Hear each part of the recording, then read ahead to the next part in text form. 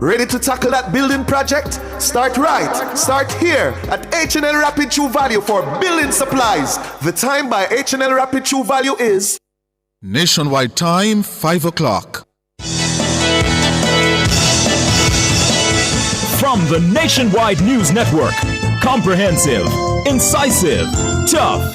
This is Nationwide at 5. Good afternoon, I'm Ricardo Brooks. And I'm Robianne Williams. In Nationwide News at this hour, 4 hours to go before Dr. Andrew Holness is set to meet Mark Golding in a high-stakes political clash in the final national debate. All they come and do is tell lie for me, but they have no plan. The people are tired of the Andrew Holness-led administration.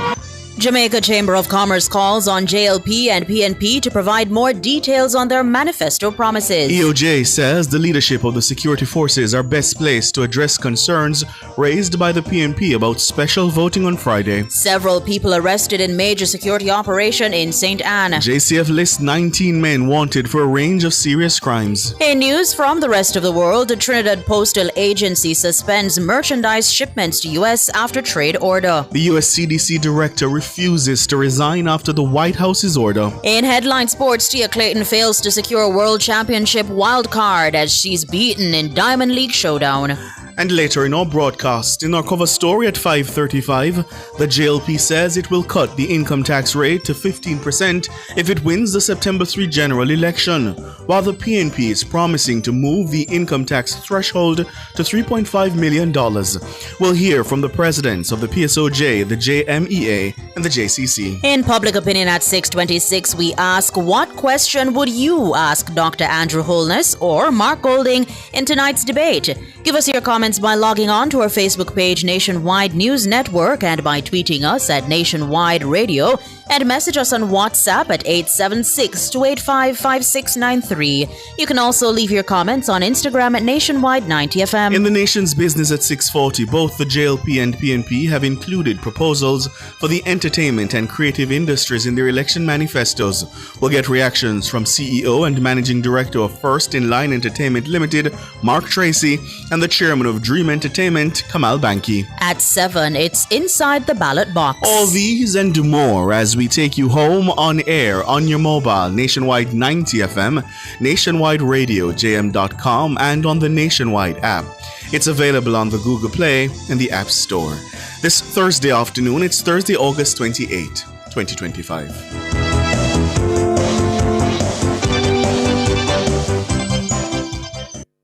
This hour is brought to you by KFC Buckets. Let's bucket together with a KFC Family 9, Family 12, Party 15, or Party 21 bucket. Because sharing a bucket with friends tastes finger-licking good. If it's news, it's got to be Nationwide 90FM. And now to the details. Prime Minister Andrew Holness is set to face opposition leader Mark Golding in a high-stakes political showdown set to get underway at 9 tonight. The nation's two political leaders are meeting for their first head-to-head clash in the final of 3 national debates. The high-stakes debate comes amid escalating tensions over the party's manifesto promises, Golding's racial heritage, and Holness's uncertified statutory declarations. Shalois Michael has a preview of the debate. When Dr. Andrew Holness faces Mark Golding in tonight's debate, the two men will be acutely aware that there's everything to play for. Holness is seeking to put to bed questions about his statutory declarations that have dogged him for nearly a year. He'll also be seeking to justify his bid to create political history by becoming the first JLP leader to win 3 consecutive elections. Dr. Holness is expected to lean heavily on what he says is his party's record of achievements, while previewing what Jamaicans can expect of him if he is granted a 3rd term as Prime Minister. For his part, PNP President Mark Golding is attempting a political upset by overturning the JLP's massive parliamentary majority and return the PNP to government after nearly a decade in the opposition wilderness.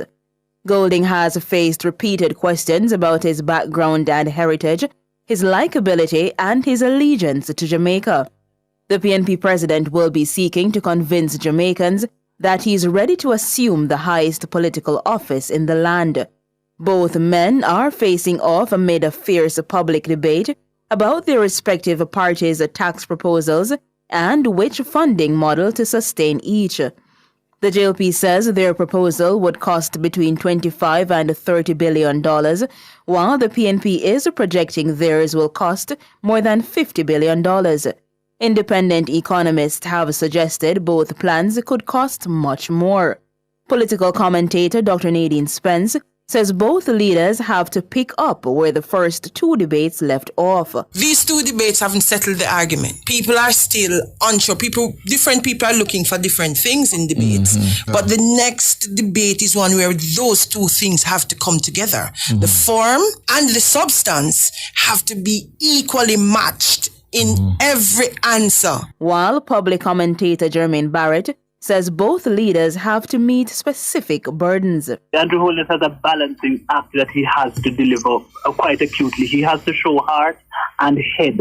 He can't be overly technical. He has to show people that the macroeconomic successes of his administration redound to benefits to their lived experiences. He has to also combat the narrative about him being corrupt and leading Jamaica's most corrupt administration. Mark Golding, on the other hand, he has to defend the question of credibility, which is to say, listen, the legacy of the far past is not as relevant as the legacy now, and really drive home those issues of maladministration and corruption. Tonight's debate is the final major clash between the parties before some 45,000 election day workers, police and soldiers head to the polls on Friday.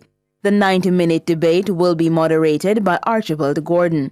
The questioners will be Dion Jackson Miller and Giovanni Dennis.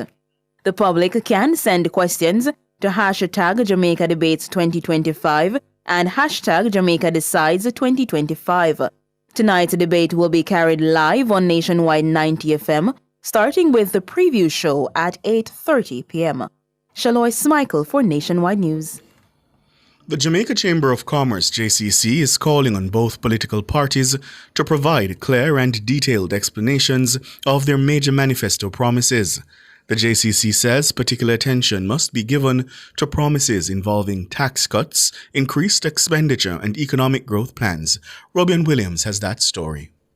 The governing Jamaica Labour Party has proposed to reduce the income tax rate from 25% to 15% if it wins the September 3 general election. We were the party that delivered $1.5 million in the income tax threshold when the PNP said it couldn't be done. We have raised it to 1.7 million and we will increase it to 2 million over the next 2 years so that your take-home pay continues to rise. Over time, we will reduce the base rate of personal income tax from 25 to 15% on a phased basis and shift gradually from direct to indirect taxation, which will allow hard-working Jamaicans to keep more of their paycheck.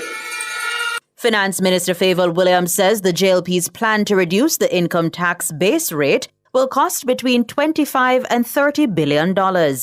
Meanwhile, the People's National Party is promising to raise the income tax threshold to $3.5 million effective April 2026 if it forms the next government. We are going to deal with that matter in a way that benefits those who need it most. Under the PNP government that is to come, we will be increasing the tax threshold so that persons who currently pay tax at 25%, if they're earning up to $3.5 million a year, they will be paying tax at 0% under the next PNP government. We'll be raising the threshold to give them a tax-free income. Opposition spokesman on finance, Julian Robinson, says the PNP's plan to increase the income tax threshold will be between $55 and $60 billion. The JCC says while campaign promises are expected, Jamaica's hard-won fiscal stability must not be placed at risk. It argues that citizens deserve to know how proposed policies will be financed, phased, and executed without jeopardizing the economic progress achieved over the last decade. Business leaders and members of the chamber say critical questions remain unanswered, including what discretionary or capital spending will be reduced, cut, or deferred to fund the proposed income tax benefits, Which commitments will be prioritized in the first budget and which will be delayed? Why is Jamaica projected to grow by only 1%, and what strategies will be used to accelerate growth? What concrete steps will be taken to boost GDP and improve competitiveness in key sectors? What is the long-term vision for sustainable, inclusive growth, and how does it differ from the past approaches?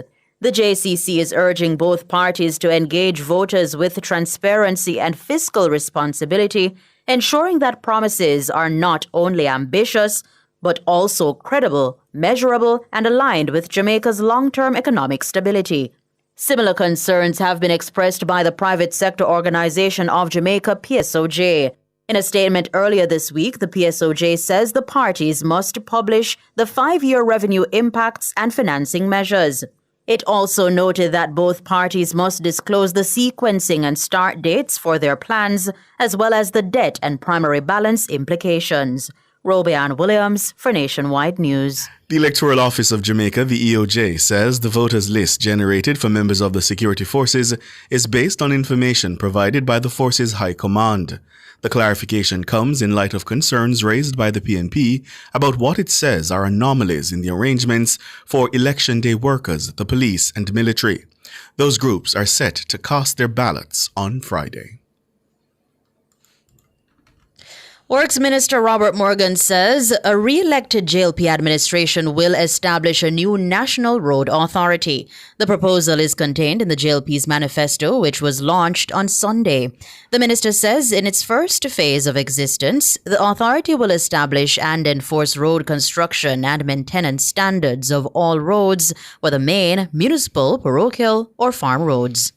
So the reason why the road authority is important is that it is going to give us the ability to manage these roads. In the initial stage, it's more going to be regulatory, setting standards, ensuring standards are managed, and so on. What we found out when we did our assessments of roads is that you had several categories of roads. You had the NWA roads, you had the parish council roads, you had the agriculture roads, but then you had orphan roads. Roads like, for example, a developer built a housing scheme and put roads in it but didn't hand them over to the various agencies, whether the parish council or whoever, to manage them. So these people in these communities, their roads will never be repaired because there's nobody who is responsible. When they come to the parish council is going to say, but these roads are not gazetted, so they're not our responsibility. So the road authority will ensure that over time we end that sort of situation. Robert Morgan, Works Minister. Several people have been arrested following a major joint police-military operation in Farmtown, Discovery Bay in St. Ann today. The operation began sometime after 4 this morning. Commanding Officer for the St. Ann Police Division, Deputy Superintendent Rowan Elliott, spoke to our news centre this afternoon. Several persons were taken into custody, some of whom will be charged for offences ranging from breaches of the Firearm Act as well as the Lottery Scamming Act. DSP Elliott says several items were seized. The operation targeted scammers and other persons who intelligence suggests may have been committing crimes in the parish. On conclusion of the operation, over $1 million was seized, several phones and other gadgets, quantity of vegetable matter resembling ganja, and 14 9mm cartridges in a loaded magazine. The operation would have been deemed a success. We want to continue to implore residents to provide us with the information so that we can rid their communities of criminals and criminal activities. DSP Rowan Elliott, the commanding officer for the St. Ann Police Division. The Jamaica Constabulary Force JCF has launched an intensive search for 19 men wanted for a range of serious and violent crimes. The crimes include murder, shooting, assault, and robbery. The men are considered key players in criminal activities across the island. Mahiri Stewart reports. Of the 19 men listed, 11 are wanted for murder. Junior Creary, otherwise called Whopper, tops the list. He's wanted for 5 counts of murder and escaping custody. Among the other 10 men wanted for murder are Delano Leslie, otherwise called Crazy, Derek Johnson, otherwise called President Bush, Tavares Brown, also known as Chops, Courtney Sands, otherwise called Joshua, Leonardo Campbell, otherwise called Lenny, and Anthony Reynolds, otherwise called Sun. Also making the list are Dwight Miller, also known as Glasses, Courtney Ashley, otherwise called Bloodstain, Denardo James, otherwise called Den Den, and Jason Campbell, otherwise called Liz. 5 are wanted for shooting and wounding with intent. They are Devar Hodges, otherwise called Skedo, Desmond Kelly, also called Chuku, Janoy Birch, Panif Bloomfield, and Rayon Plummer, otherwise called Killy Killy. Rounding out the list are Anthony Williams, otherwise called Intratech, Effin Clark, otherwise called Elf, and Kemar Matthews, otherwise called Bibi. The JCF is urging all 19 men to surrender to the police immediately. It's also reminding persons who harbor or assist wanted persons that they will face prosecution. Anyone knowing the whereabouts of any of the 19 men listed is being urged to call the Criminal Investigations Branch, Crime Stop at 311, the National Intelligence Bureau at 811, the Police 119 emergency number, or the nearest police station. Mahiri Stewart for Nationwide News. In the race to 32, facts matter. Did you know that no candidate in the history of general elections in Jamaica has polled more votes in a losing effort than Danville Walker? Yes, that's a fact. In the general election held on December 29, 2011, the JLP was late to convince Danville Walker, the former Commissioner of Customs and the Director of Elections, to run in the central Manchester seat against the PNP's Peter Bunting. Bunting survived the challenge, polling 10,606 votes. Walker, who had less than 2 months to take down Bunting, polled 10,067 votes, 539 shy of Bunting's mark. No other general election candidate has ever attracted as many votes as Walker, and he had failed to enter Gordon House. This nationwide Did You Know fact is part of our coverage for the race to 32 as we preview the next general election. You're listening to the news on Nationwide at 5. We'll have more after these.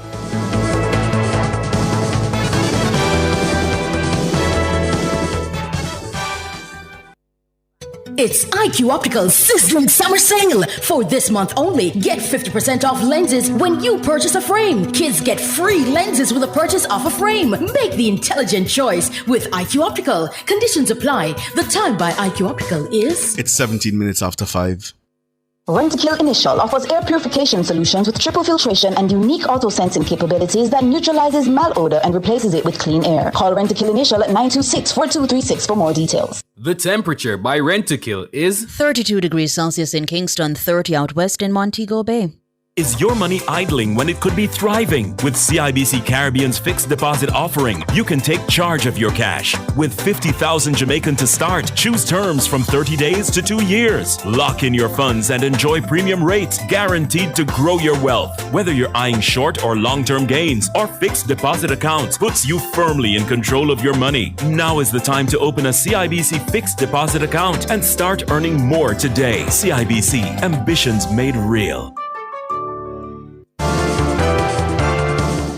Continuing the news, the Jamaica Constabulary Force JCF has promoted 45 officers to the rank of superintendent. This is the largest cohort of superintendents promoted in the JCF's history. The JCF says the promotions are part of its ongoing transformation efforts aimed at strengthening leadership to drive crime reduction initiatives across the country. Commissioner of Police Dr. Kevin Blake told the group of 45 that their promotion is a testament to their individual achievement and the JCF's commitment to developing strong leaders who can drive positive change and improve public safety.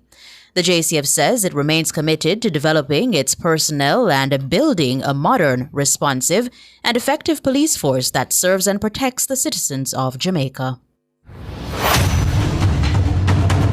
This is a nationwide election nugget. Jamaica's first ever general election after universal adult suffrage in 1944 saw candidates vying to win in 32 constituencies. Of that original number, only the 2 constituencies each in Portland, Hanover, St. Thomas, Trelawney, plus the 3 Kingston constituencies are still contested today. Among the seats that have been lost over time to gerrymandering are Western St. Anne, the seat won in 2 of 3 elections by the legendary Gideon Whitfield Gallimore. Interestingly, Gallimore, in order for his name to appear at the top of the ballot paper, so it would be easier for the many illiterate voters at the time to know where to mark their X, changed his surname to Arbuthnot Gallimore. Today, many people think that's his full name. His actual full name after the deed poll is G.W. Arbuthnot Gallimore. That was a nationwide election nugget. World in a Minute is brought to you by ABC Electrical Sales. We make things as easy as ABC. Hose Assembly and Supply, equipping Jamaica for success. And Charles O'Connor Consulting Network, COCN, driven by international accounting standards, modern technology, and integrity. The World in a Minute. The Trinidad and Tobago Postal Corporation has announced a temporary suspension of all postal items containing merchandise or goods destined for the United States. The suspension takes effect immediately and follows a U.S. executive order issued on July 30. The order eliminates the duty-free de minimis, or rather minimis, exemption for goods valued at $800 or less. Effective Friday, all postal items containing goods shipped to the United States will now be subject to custom duties. TNT Post said it's working with international partners to resolve the issue and restore parcel services as soon as possible. The director of the U.S. Centers for Disease Control and Prevention, CDC, remains in a heated standoff with the Trump administration after the White House announced she had been fired. Suzanne Monares has only been on the job for a month. She accused Health Secretary Robert F. Kennedy Jr. of weaponizing public health. Her lawyer insisted that Dr. Monares' sacking was not legal and only President Donald Trump could remove her. According to the White House, the reason for her removal was that she was not aligned with the president's agenda. World in a Minute was brought to you by ABC Electrical Sales. We make things as easy as ABC. Hose Assembly and Supply, equipping Jamaica for success. And Charles O'Connor Consulting Network, COCN, driven by international accounting standards, modern technology, and integrity. Recapping the top stories making nationwide news at this hour. Under 4 hours now to go before Dr. Andrew Holness is set to meet Mark Golding in a high-stakes political clash. It's the final national debate. Jamaica Chamber of Commerce calls on JLP and PNP to provide more details on their manifesto promises. The EOJ says the leadership of the security forces are best placed to address concerns raised by the PNP about special voting tomorrow. Several people arrested in major security operation in St. Anne. I'm Ricardo Brooks. And I'm Roby Ann Williams. And listeners, you can find the news on our website at nationwideradiojm.com and on the Nationwide app. It's available on the Google Play and the App Store. News next. The headlines at 6.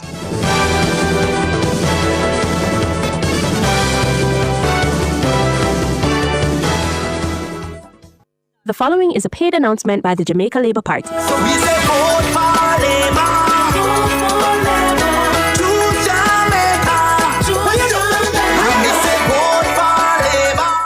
The proceeding was a paid announcement by the Jamaica Labour Party.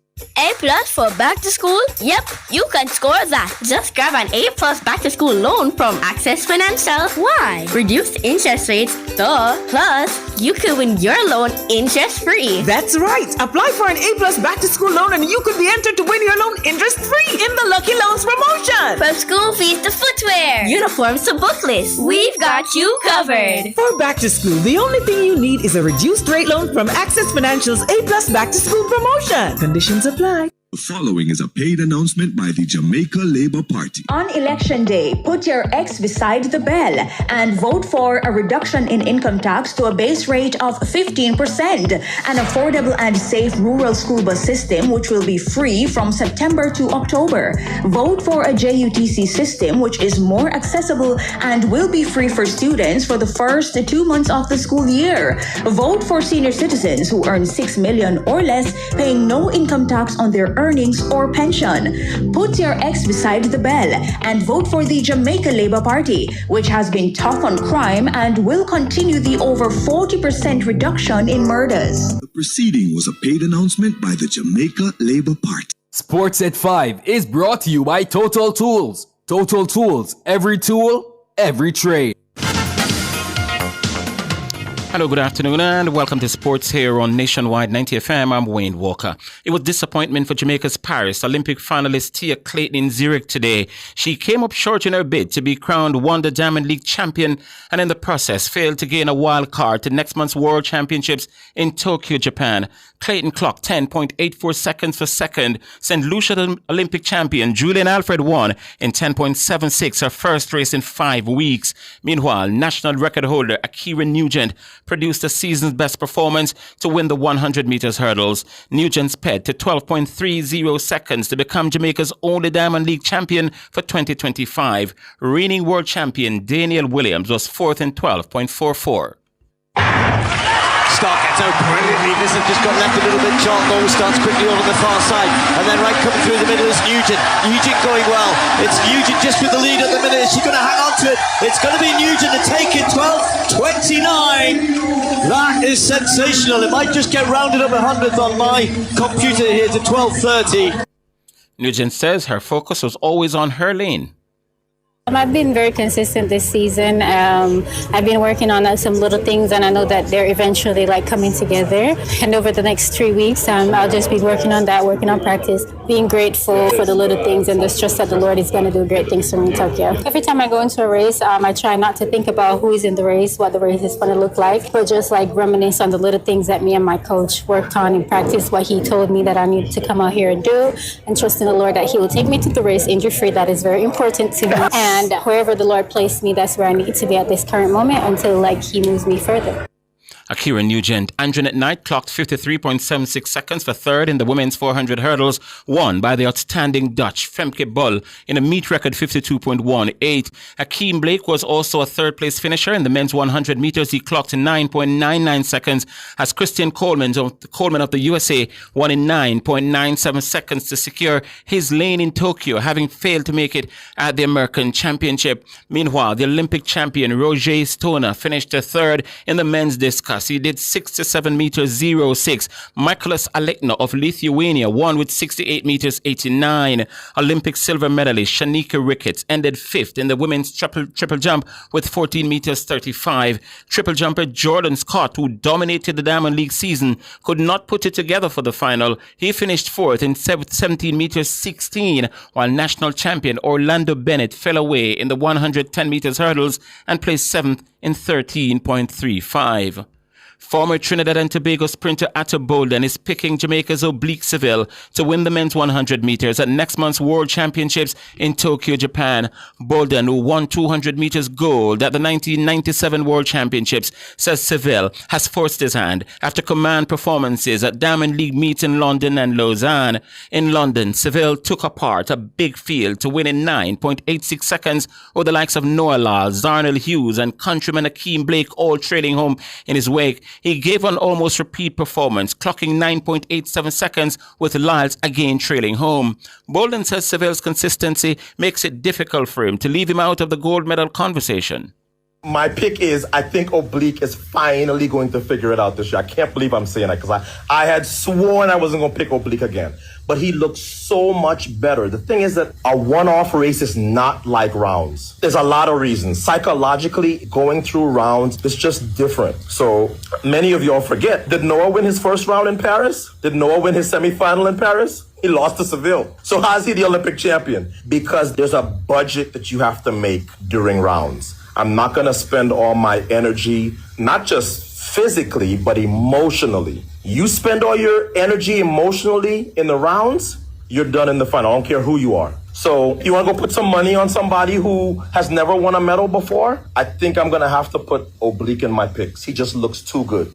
That's Atto. Trinidad and Tobago registered a 91-run win over Jamaica on Thursday in their Cricket West Indies Rising Stars on the 1750-over encounter in Couva. Batting first in the rain-affected game, Trinidad and Tobago posted a challenging 232 for 9 from their 49 overs. Captain and opener Celine Khan top scored with 49. Medium pacer Ryan Littleton was the pick of the Jamaican bowlers. He bagged a 3 for 29. In response, Jamaica were bowled out for 141 inside 36 overs. O'Dane Binns led the batting with 42 against seamer Darren Dan Raj, a 3 for 28 from his 10 overs. Jamaica will next play Barbados on Saturday at Gilbert Park.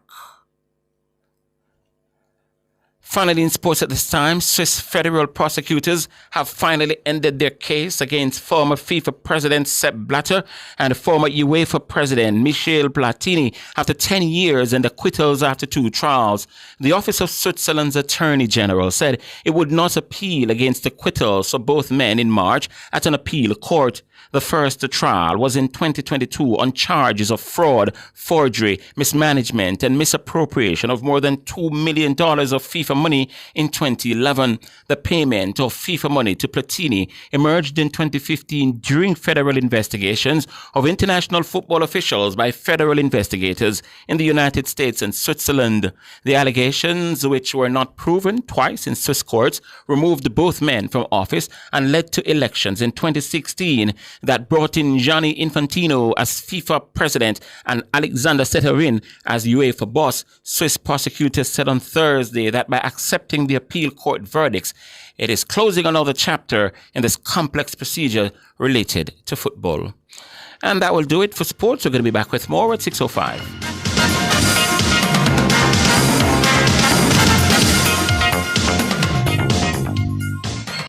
Sports at 5 was brought to you by Total Tools. Total Tools, every tool, every trade. Cubby's Baby Wipes is ideal for your baby's delicate skin, infused with vitamin E and aloe vera, and available for home or on the go. The time by Cubby's Baby Wipes is 5:31. Yeah, 5:31. From Kingston to the world, from Montego Bay to new adventures, and from Ocherias to endless possibilities. Wherever you're headed, we will proudly take you there. Jamaica's Airport, your global gateway. The temperature brought to you by the Airports Authority of Jamaica is 32 degrees Celsius here in the nation's capital, Kingston. It's 30 in the western city, Montego Bay. The following is a paid announcement by the Jamaica Labour Party. Our senior citizens have given their service. Now it is time to give back even more. Under the Jamaica Labour Party administration, senior citizens 65 years and older earning $6 million or less, including their pension, will pay absolutely no income tax. The Jamaica Labour Party is doing more for you. On election day, put your X beside the bell. The proceeding was a paid announcement by the Jamaica Labour Party. KFC this summer, we are bucking together. All I vibe with your crew, yeah, we are stay true, the taste is so good. KFC, bucky on the ends with the real one. My island, we are world champion. All we connect with the KFC. Jamrock celebrate with we. KFC, we are bucking together. Let's bucket together with KFC. Enjoy a Family 9, Family 12, Party 15, or Party 21 bucket. Because sharing a bucket with friends tastes finger-licking good. KFC. If a hurricane mash up your house tomorrow, would your insurance fully cover it? Many Jamaicans are underinsured and don't even know it. One hurricane and they could be paying millions out of pocket. BCIC's free property valuation tool is here to help everyone update their home's rebuilding cost. Plus, when you update your sum insured with BCIC, you'll get $5 million in free contents insurance and up to 12 months to pay. Visit bciconline.com. Paying bills just got easier. With Evolve Bill Pay, the new bill payment service by Supreme Ventures, you can settle your light, water, telephone, and internet bills at over 180 Supreme Ventures locations island-wide, right where you live and shop.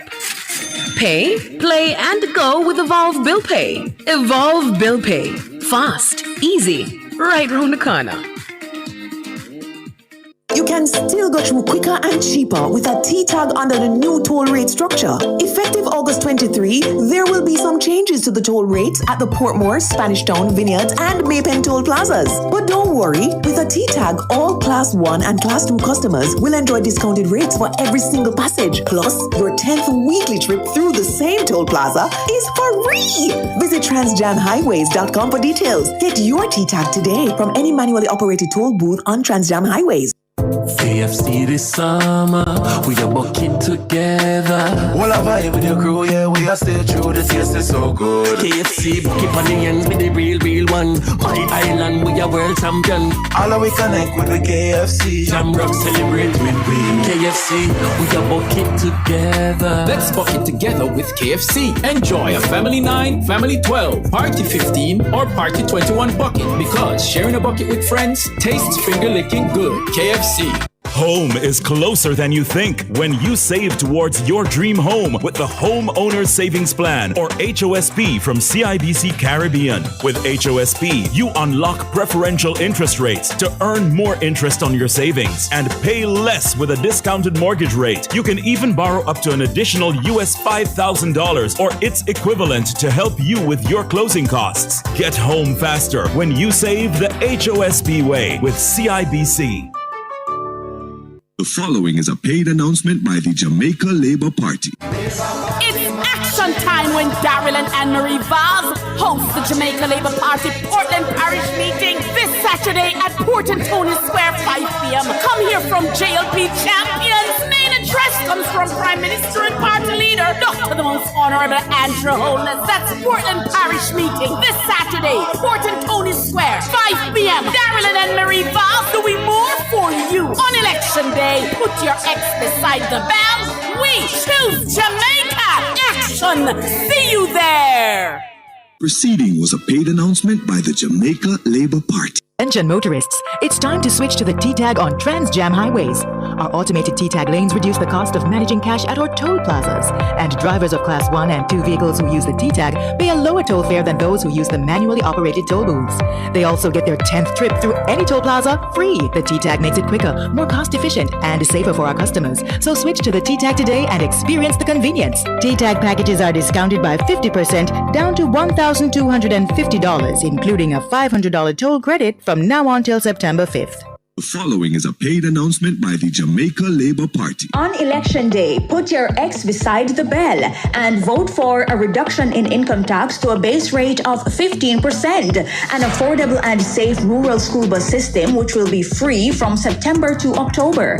Vote for a JUTC system which is more accessible and will be free for students for the first 2 months of the school year. Vote for senior citizens who earn $6 million or less, paying no income tax on their earnings or pension. Put your ex beside the bell and vote for the Jamaica Labour Party, which has been tough on crime and will continue the over 40% reduction in murders. The proceeding was a paid announcement by the Jamaica Labour Party.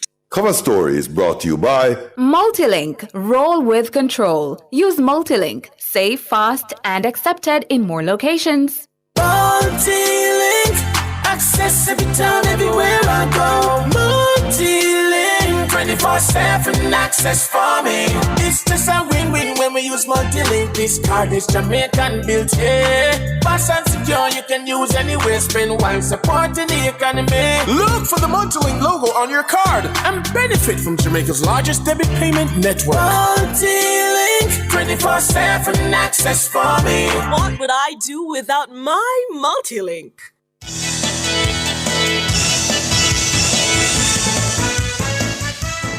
Good afternoon to you. Thank you so much for joining us here on Nationwide at 5. It's time for the cover story. I'm Ricardo Brooks. And my name is Sanjay Lewis. Good afternoon to you, Ricardo, and good afternoon to our listeners. Good afternoon, Sanjay. How are you? I'm good. How are you? I am doing well. Bugs? This is the Race to 32, the battle for Jamaica House and the issues that matter. Your voice, your vote. And we're assessing manifestos or manifesto promises this afternoon because the private sector organization of Jamaica, the PSOJ, has called on the two major political parties to publish the detailed implementation plans and projections for how their proposed manifesto promises would affect the economy. As you know now, listeners, the JLP has proposed to reduce the income tax rate from 25% to 15%, while the PNP is promising to raise the income tax threshold to $3.5 million. Well, both plans are projected to cost in the region of $70 billion. The PSOJ says the parties must publish the 5-year revenue impacts and financing measures. The private sector lobby group says the parties must also disclose the sequencing and start dates for their plans, as well as the debt and primary balance implications. According to the PSOJ, both the JLP and PNP must reveal the distributional effects their plans will have across income bands, and it's also calling for the parties to disclose the contingency triggers they would put in place in the event economic growth underperforms. Now, the Jamaica Chamber of Commerce is also calling on both political parties to provide clear and detailed explanations of their manifesto promises. The JCC says particular attention must be given to promises involving tax cuts, increased expenditure, and economic growth plans. Its president, Philip Ramson, joins us now. And we're also being joined by the president of the Jamaica Manufacturers and Exporters Association, that's the JMEA, that's Catherine Silvera, and the president of the private sector organization of Jamaica, PSOJ, Mitre Siaga. Good afternoon. Good afternoon. Afternoon. Good afternoon. Yes, good afternoon Wonderful. again. Thank you so much for joining us. Catherine Silvera, let me start with you. Let me get your immediate reaction to what you've seen so far in terms of tax and economic policy coming from the two major parties. Well, I think that both major parties have had to include these items on their manifestos, but both have failed to explain how they're going to get there and what they're going to have to maybe cut or incentivize to get there and how they're going to implement the growth. JLP has put a much lower figure target of 1% to 2% per year, while PNP has suggested that they're going to grow at a more aggressive rate, but neither have put how we're going to get there. And this is something that a proposal like this we've seen before by the JLP. I cannot recall private sector groups calling for the manifestos to be more detailed. Why is it that this time you think it was necessary for you to do so? And that's for Catherine also. Okay. Well, I think that, a few weeks ago we were online with stating that we need the manifestos to come out. And at that time, both Metro and myself would have shared that we need to make sure that they're costed and that they have timelines in place as well. It's important for us as private sector to understand how the government is going to get there, how the partnership between public and private sector is going to work, because we're all in this invested in the country together, and we do want to get there. We see that there will be benefits with income tax reduction. There may be other taxation situations that we should be looking at, and we both need to be driving growth and implementing incentives to drive growth as well. Mm-hmm. And Philip Ramson, the Chamber has asked for clearer explanations of the tax cut promises. Are you concerned that these proposed tax cuts could force the government to raise other taxes or fees to cover the revenue shortfall? So I think that, it's if you're going to cut your taxes, then you're going to have to find other ways to find revenue.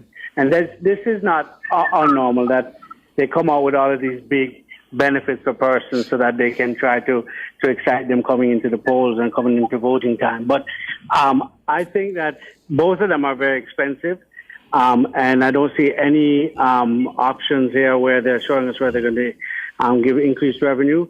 And for me, I'm hearing about tax cuts, but I'm not hearing about growth projections. And if you look at our history over the last 30 years, we're growing at 1% a year. And for me, I don't understand how we can be happy or satisfied with 1% a year. I think we need to be targeting higher than that, and I think we need to look at how we're going to grow our GDP. We have one of the lowest GDPs in the region. We're at about $7,000 per capita. We need to be getting up closer to $10,000 and $12,000 per capita, and I'm not seeing any real clear-cut ideas of how we're going to grow that. We're more focused on how we're going to find cuts in taxes. And I'm in favor of reducing taxes, but not at the expense of all of our other projects and plans and infrastructure that we need. And I think it has to go hand in hand. Cuts in taxes have to go with a growth strategy, and I'd like to see more on that. Hold it there for us. We're speaking to Catherine Silvera, the president of the JMEA. We also have Philip Ramson of the JCC. And after the break, we'll bring in Metri Siaga of the PSOJ. Soon come.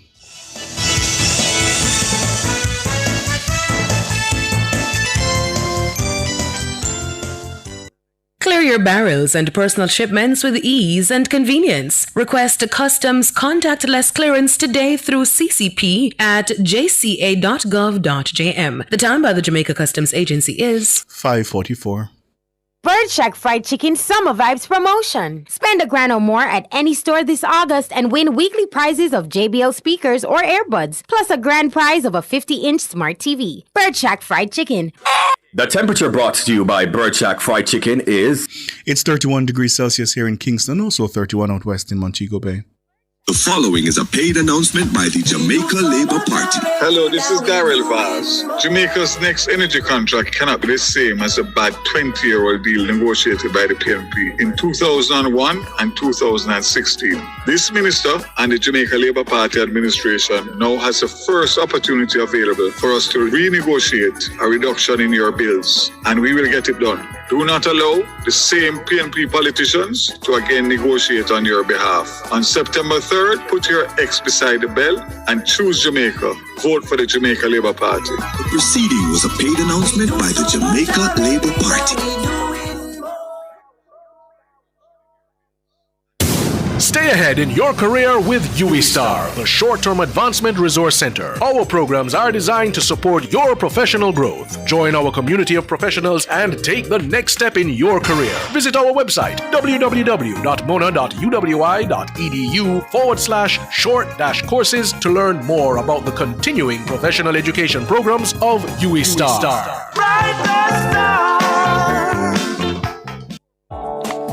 Did you know that you can vote without the new voter ID card? Once you're registered to vote, that is, your name is on the voters list, you can vote in the upcoming election. If you don't have your voter ID card, visit your polling station on election day and our trained election day workers will assist you. That was a message from the Electoral Office of Jamaica. The following is a paid announcement by the Jamaica Labour Party.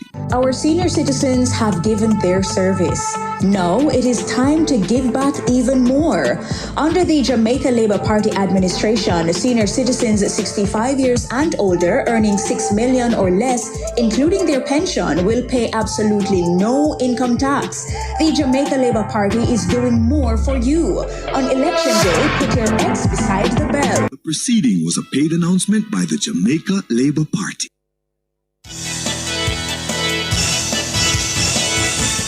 Thank you so much for staying with us here on Nationwide at 5. We're talking to the heads of the Jamaica Chamber of Commerce, the JMEA, and the PSOJ about the income or the tax proposals we're hearing from both major political parties. Catherine Silvera, Philip Ramson, and Metri Siaga are with us. Metri, your reaction to what you've heard from the parties? So, listen, I think the time has come where we have to demand more from our government and our oppositions. When we are getting manifestos now, it seems like there's a race within this week to see who can throw the most benefits and the most spoils. That's not what good governance is about. And I think that we as a private sector combined are saying to the government and to the opposition, listen, tell us the reality of it, and then we are going to hold it to it. So we hear promises. We hear that they are going to give us reduced income tax rates. We hear promises that they're going to increase thresholds. All good things. And we want those things.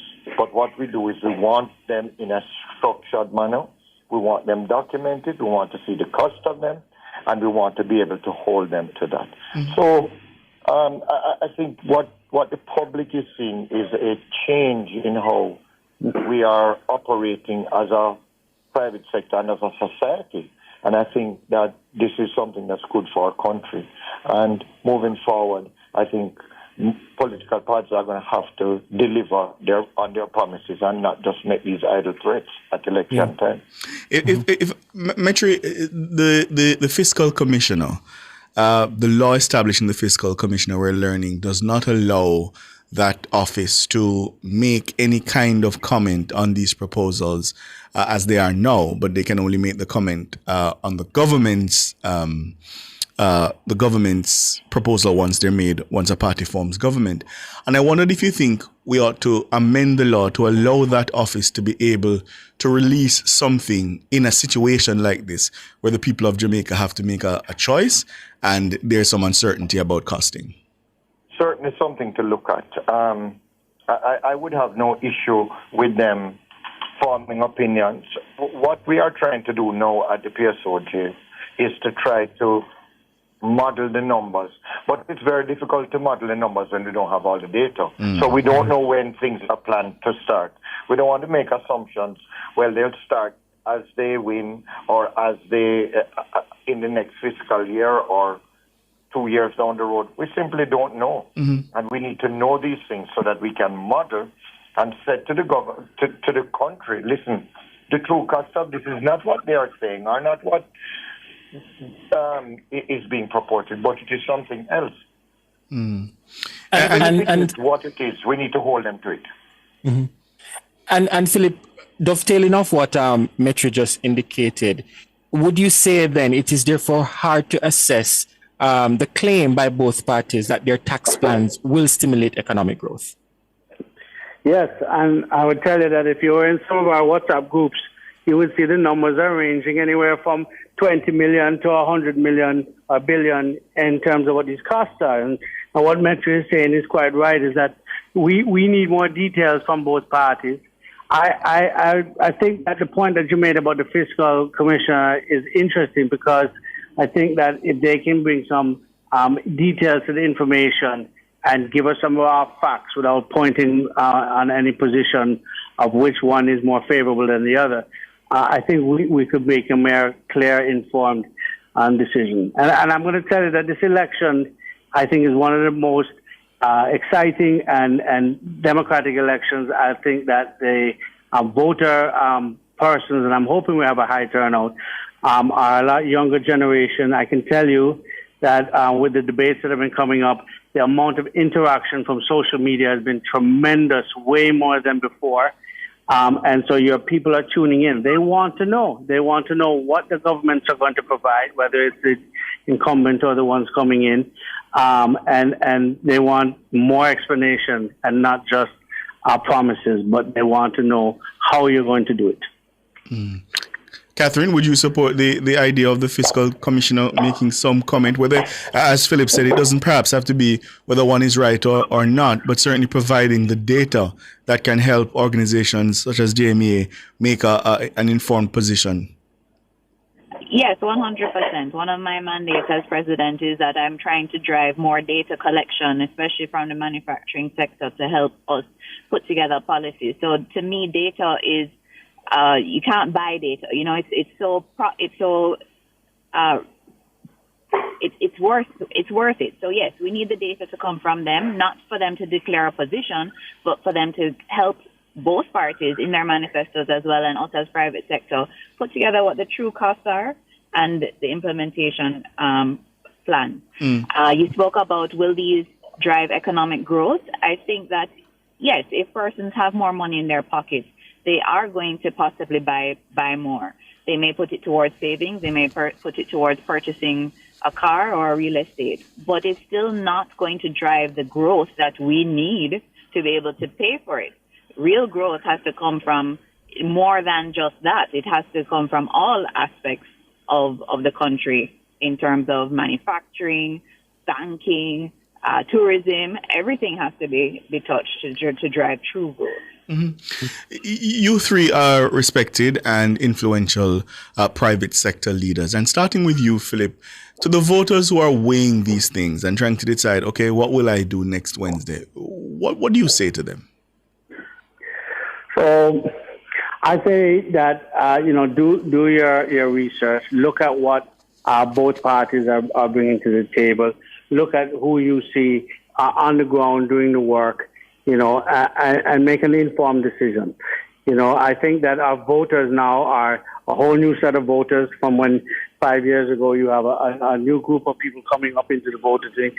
So, do your research, see who you see is doing most, and what is going to be best for the country and is going to be best for you in terms of your personal growth. Mm-hmm. Metri, what do you say to the voters this afternoon? Listen, your vote is your right, and I would encourage everybody. I've spoken to too many young people that have said, boy, them can't bother vote. Listen, people have to die to allow you to vote. Go out there, exercise your right. I was on a radio program this week, and somebody said, well, suppose it's 2 jackass. I say, you need 1 jackass to at least take you up a hill. So choose the best of this one. The point is this call will be recorded. We need to make sure... This call is no longer being recorded.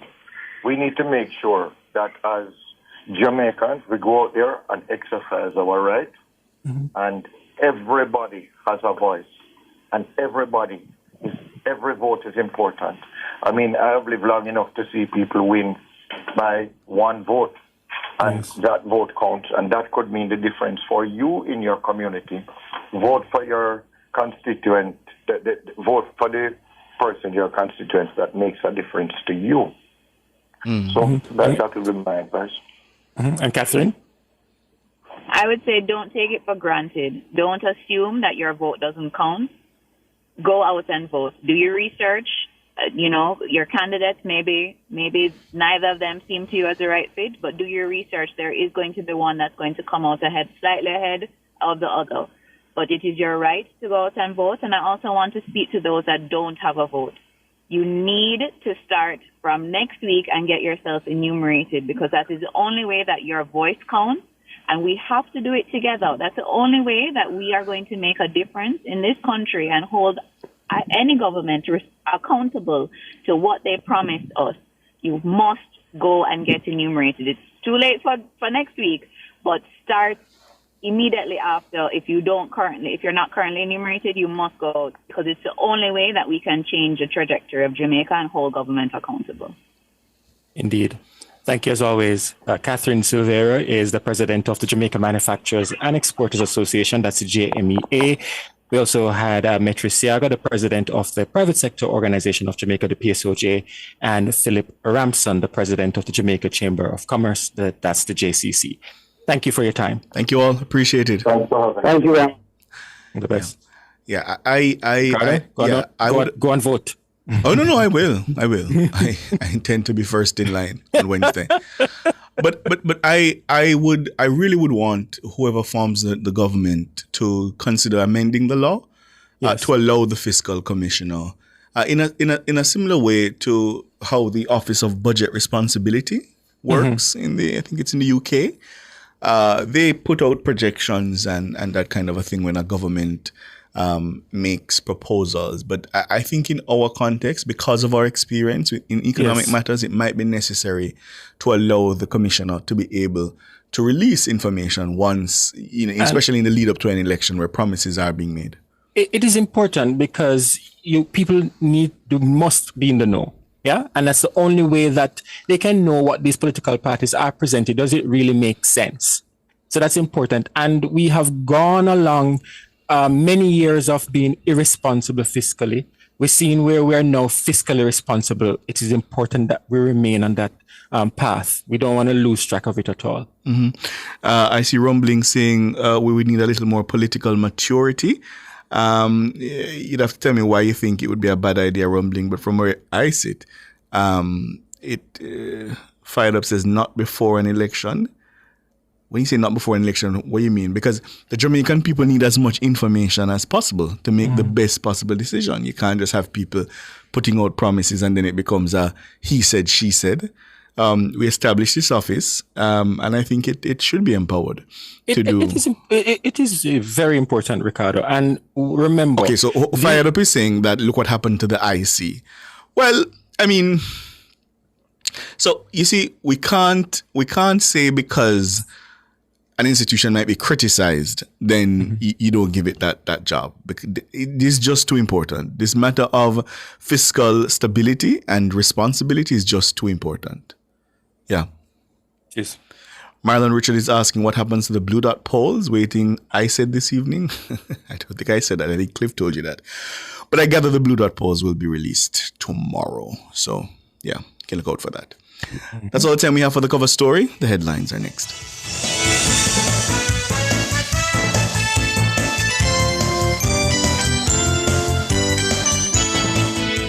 Cover Story was brought to you by Multilink. Roll with control. Use Multilink. Safe, fast, and accepted in more locations.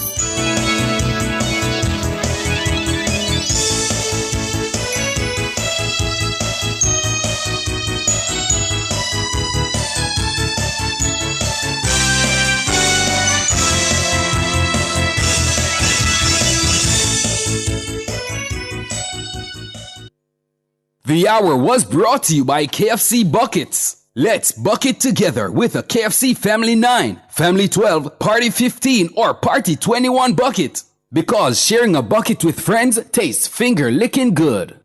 The time brought to you by Guardian Life. Live secure, live easy is 6 o'clock.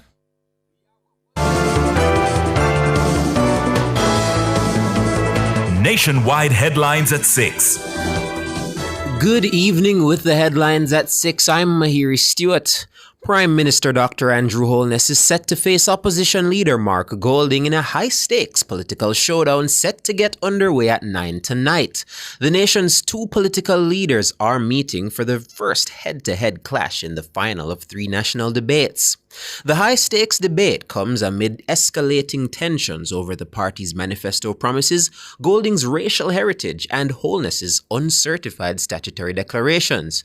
Dr. Holness is seeking to put to bed questions about his statutory declarations that have dogged him for nearly a year. He'll also be seeking to justify his bid to create political history by becoming the first JLP leader to win 3 consecutive elections. Dr. Holness is expected to lean heavily on what he says is his party's record of achievements, while previewing what Jamaicans can expect of him if he is granted a 3rd term as Prime Minister. For his part, PNP President Mark Golding is attempting a political upset by overturning the JLP's massive parliamentary majority and return the PNP to government after nearly a decade in the opposition wilderness. Golding has faced repeated questions about his background and heritage, his likability, and his allegiance to Jamaica.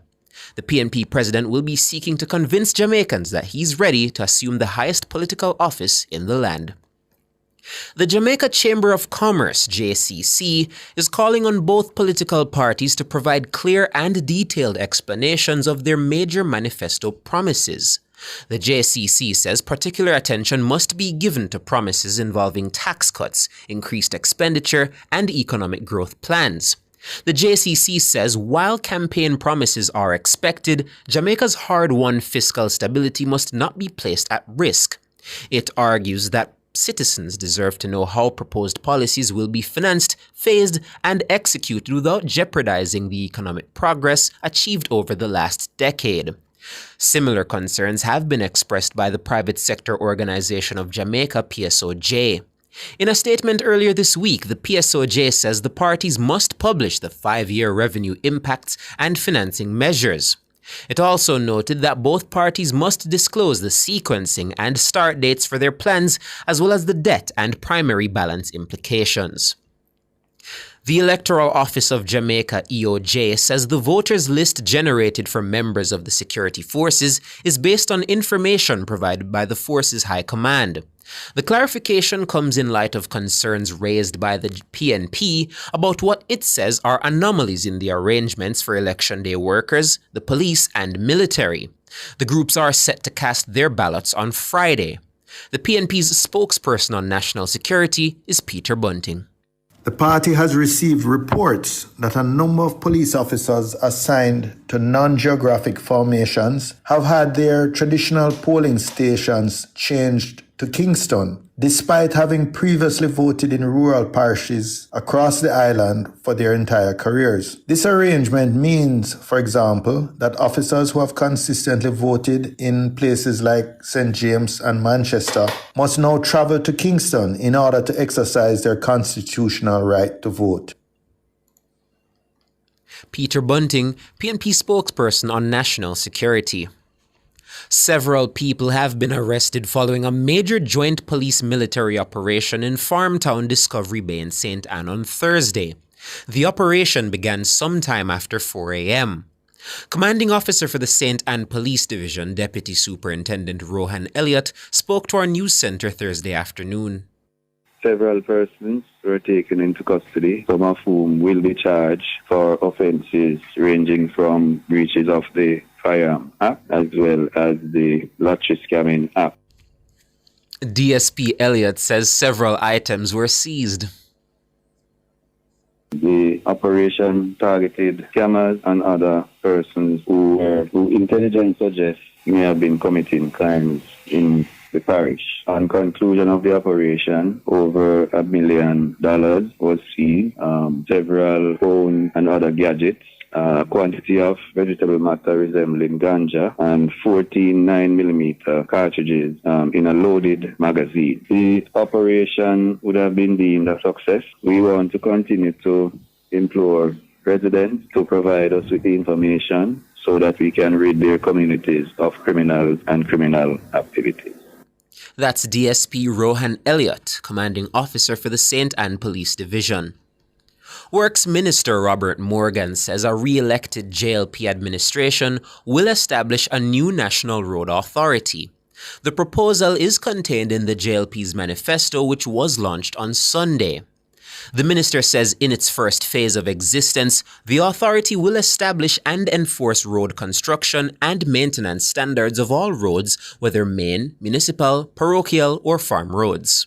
So the reason why the road authority is important is that it is going to give us the ability to manage these roads. In the initial stage, it's more going to be regulatory, setting standards, ensuring standards are managed, and so on. What we found out when we did our assessments of roads is that you had several categories of roads. You had the NWA roads, you had the parish council roads, you had the agriculture roads, but then you had orphan roads. Roads like, for example, a developer built a housing scheme and put roads in it but didn't hand them over to the various agencies, whether the parish council or whoever, to manage them. So these people in these communities, their roads will never be repaired because there's nobody who is responsible. When they come to the parish council is going to say, but these roads are not gazetted, so they're not our responsibility. So the road authority will ensure that over time we end that sort of situation. A recent mapping by the government has identified 27,000 kilometers of road. Morgan says the authority will be responsible for creating a development plan for all roads across the country. So by identifying the roads, you can now say the road exists, and then you can also do a development plan for the road. So in a future budget, you know that for example, Spark Roads last 10 years. So you know within 10 years, you're going to have to repair all your Spark Roads again or resurface all your Spark Roads again. That's what the authority will be doing. We've been in consultation with the World Bank. We've been in consultation with other stakeholders. There is this fear by some that the government, central government, is coming to take away all the parish council roads and take away all the other roads. That is not the plan in the initial stage. The initial stage is to set standards and regulate the roads because that's something that is missing and is very well needed right now. What type of asphalt are you using? What is the quality of the drainage that you're putting on the road? Robert Morgan, Works Minister. Those are the headlines at 6. I'm Mahiri Stewart. Sports is next.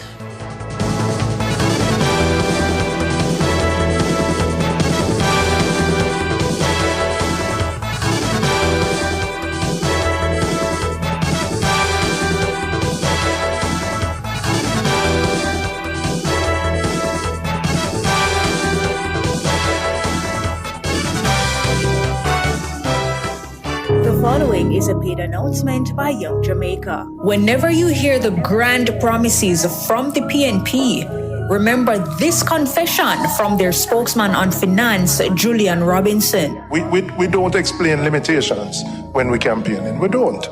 None of us do because we want votes. Don't believe them. Don't trust them. They are desperate and they're only trying to trick you. Everything I grow, and you lead out, them I watch you show. The vision real, the people want more. The proceeding was a paid announcement by Young Jamaica. GPS. Keep it cool, keep it cool. Summertime hot, but we have all the tools. Keep it cool. Enough ways to see it, you just have to choose. Stay out of the fridge, just use a igloo. Remember your Kisco ice and the juice. The fan AC combo, yeah, I hit that. AC for a bit, then a fan after that. Keep it cool. This summer JPS have all the tools. Keep you cool with JPS. Download the JPS app today. KFC this summer, we are bucking together. All a vibe with your crew, yeah, we are stay true, the taste is so good. KFC, bucket on the ends with the real one. My island, we are world champion. All of we connect with the KFC. Jamrock celebrate with we. KFC, we are bucking together. Let's bucket together with KFC. Enjoy a Family 9, Family 12, Party 15, or Party 21 bucket because sharing a bucket with friends tastes finger-licking good. KFC. The following is a paid announcement by the Jamaica Labour Party. Hello, this is Darrell Vaz. Jamaica's next energy contract cannot be the same as a bad 20-year-old deal negotiated by the PNP in 2001 and 2016. This minister and the Jamaica Labour Party administration now has the first opportunity available for us to renegotiate a reduction in your bills, and we will get it done. Do not allow the same PNP politicians to again negotiate on your behalf. On September 3rd, put your X beside the bell and choose Jamaica. Vote for the Jamaica Labour Party. The proceeding was a paid announcement by the Jamaica Labour Party.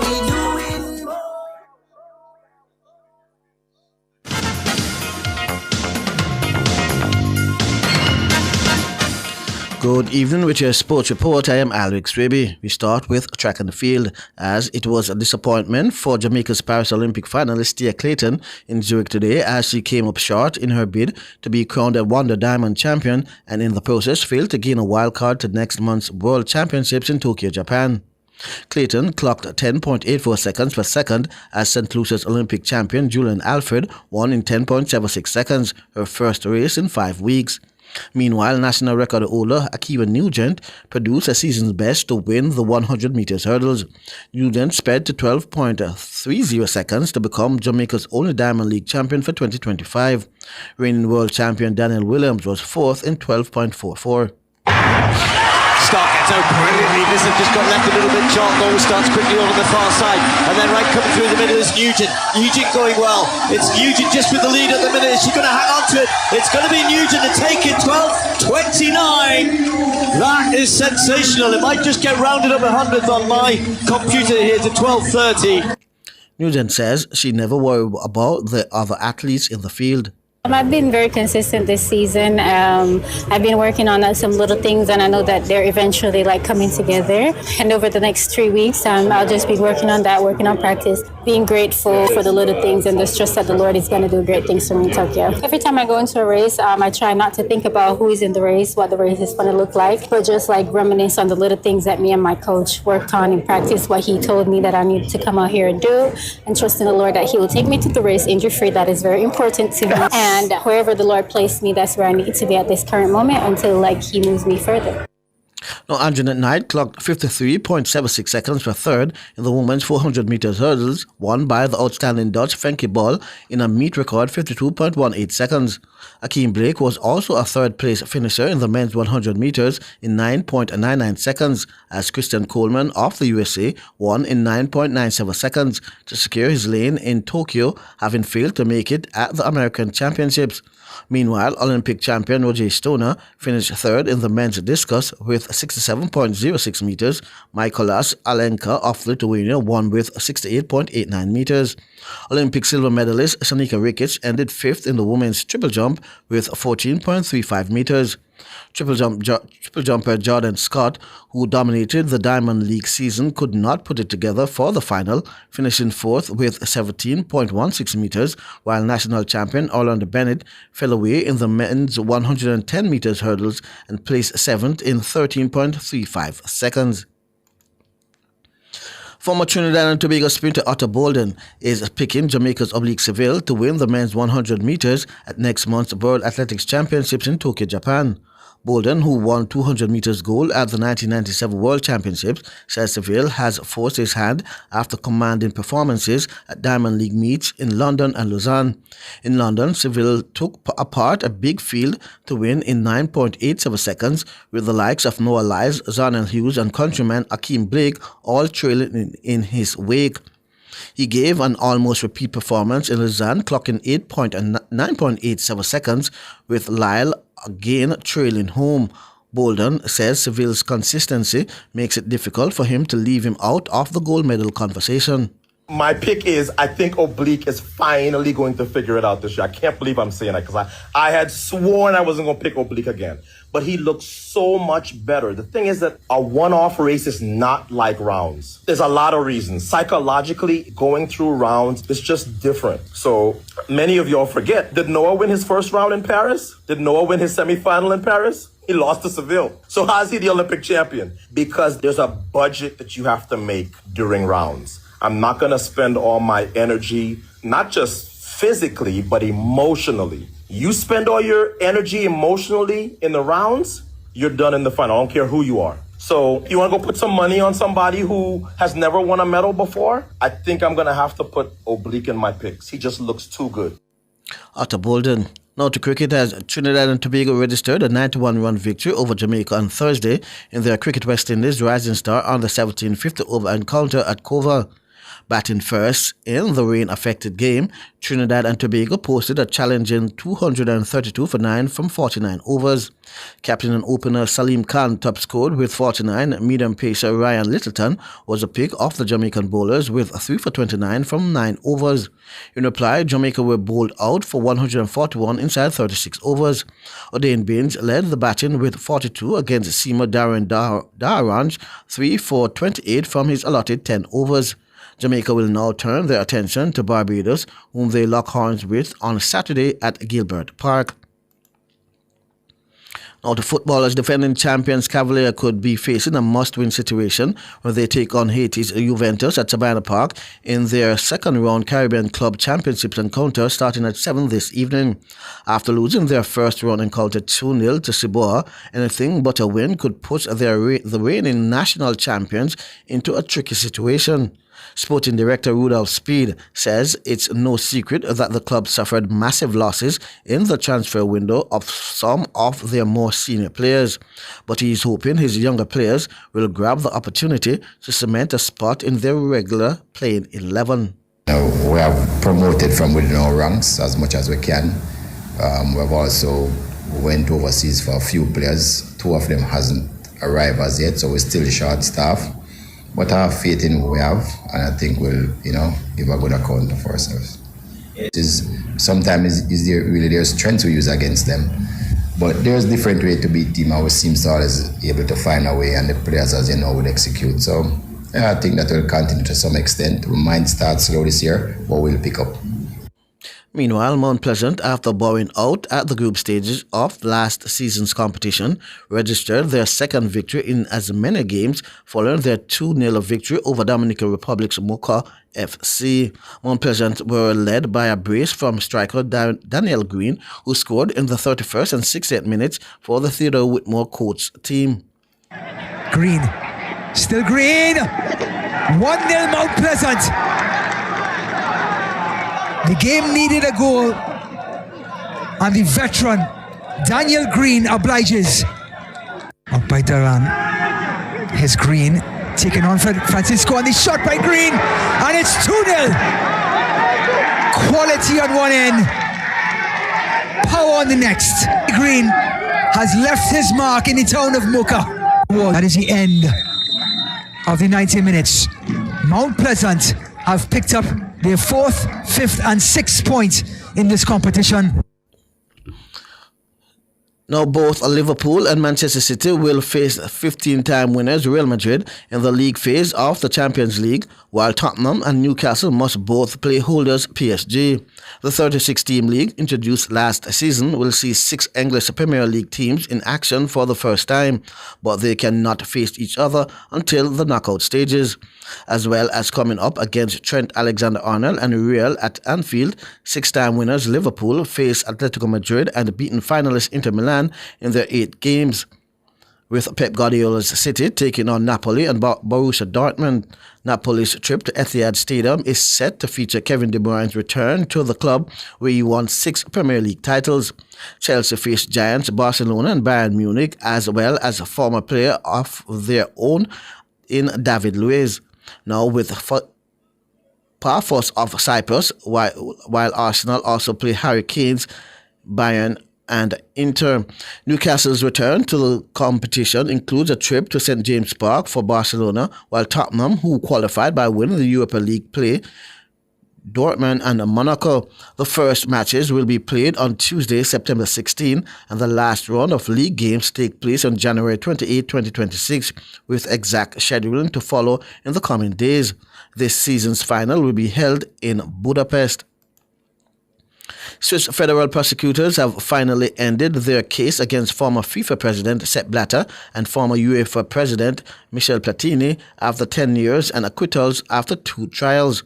The Office of Switzerland's Attorney General said it would not appeal against acquittals for both men in March at an appeal court. The first trial was in 2022 and charges of fraud, forgery, mismanagement and misappropriation of more than $2 million of FIFA money in 2011. The payment of FIFA money to Platini emerged in 2015 during federal investigation of international football officials by federal investigators in the United States and Switzerland.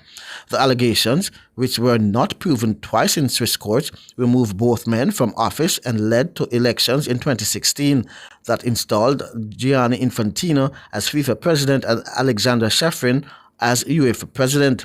Swiss prosecutors said on Thursday that by accepting the appeal court verdicts, it is closing another chapter in the complex procedure related to football.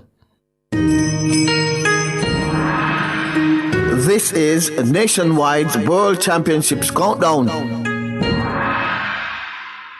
Now, as the countdown to the World Athletics Championships Tokyo 25 continues, the Senior Selection Committee of the Athletics Federation of India, AFI, met on Thursday but pushed the team announcement for next month's World Championships to Saturday as it awaits clarity on athletes in borderline cases who could end up making the cut.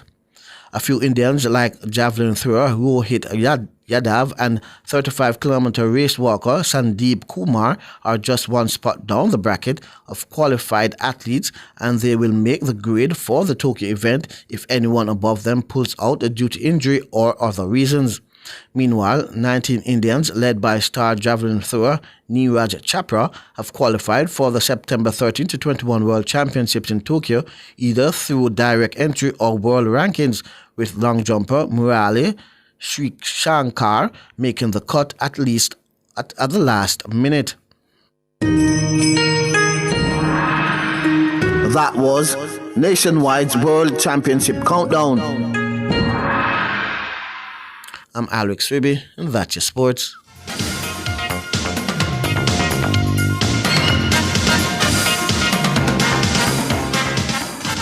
For all your scales and food processing equipment, call Advanced Scales and Equipment Limited at 876-968-9612-5. The time by Advanced Scales and Equipment Limited is 6:22.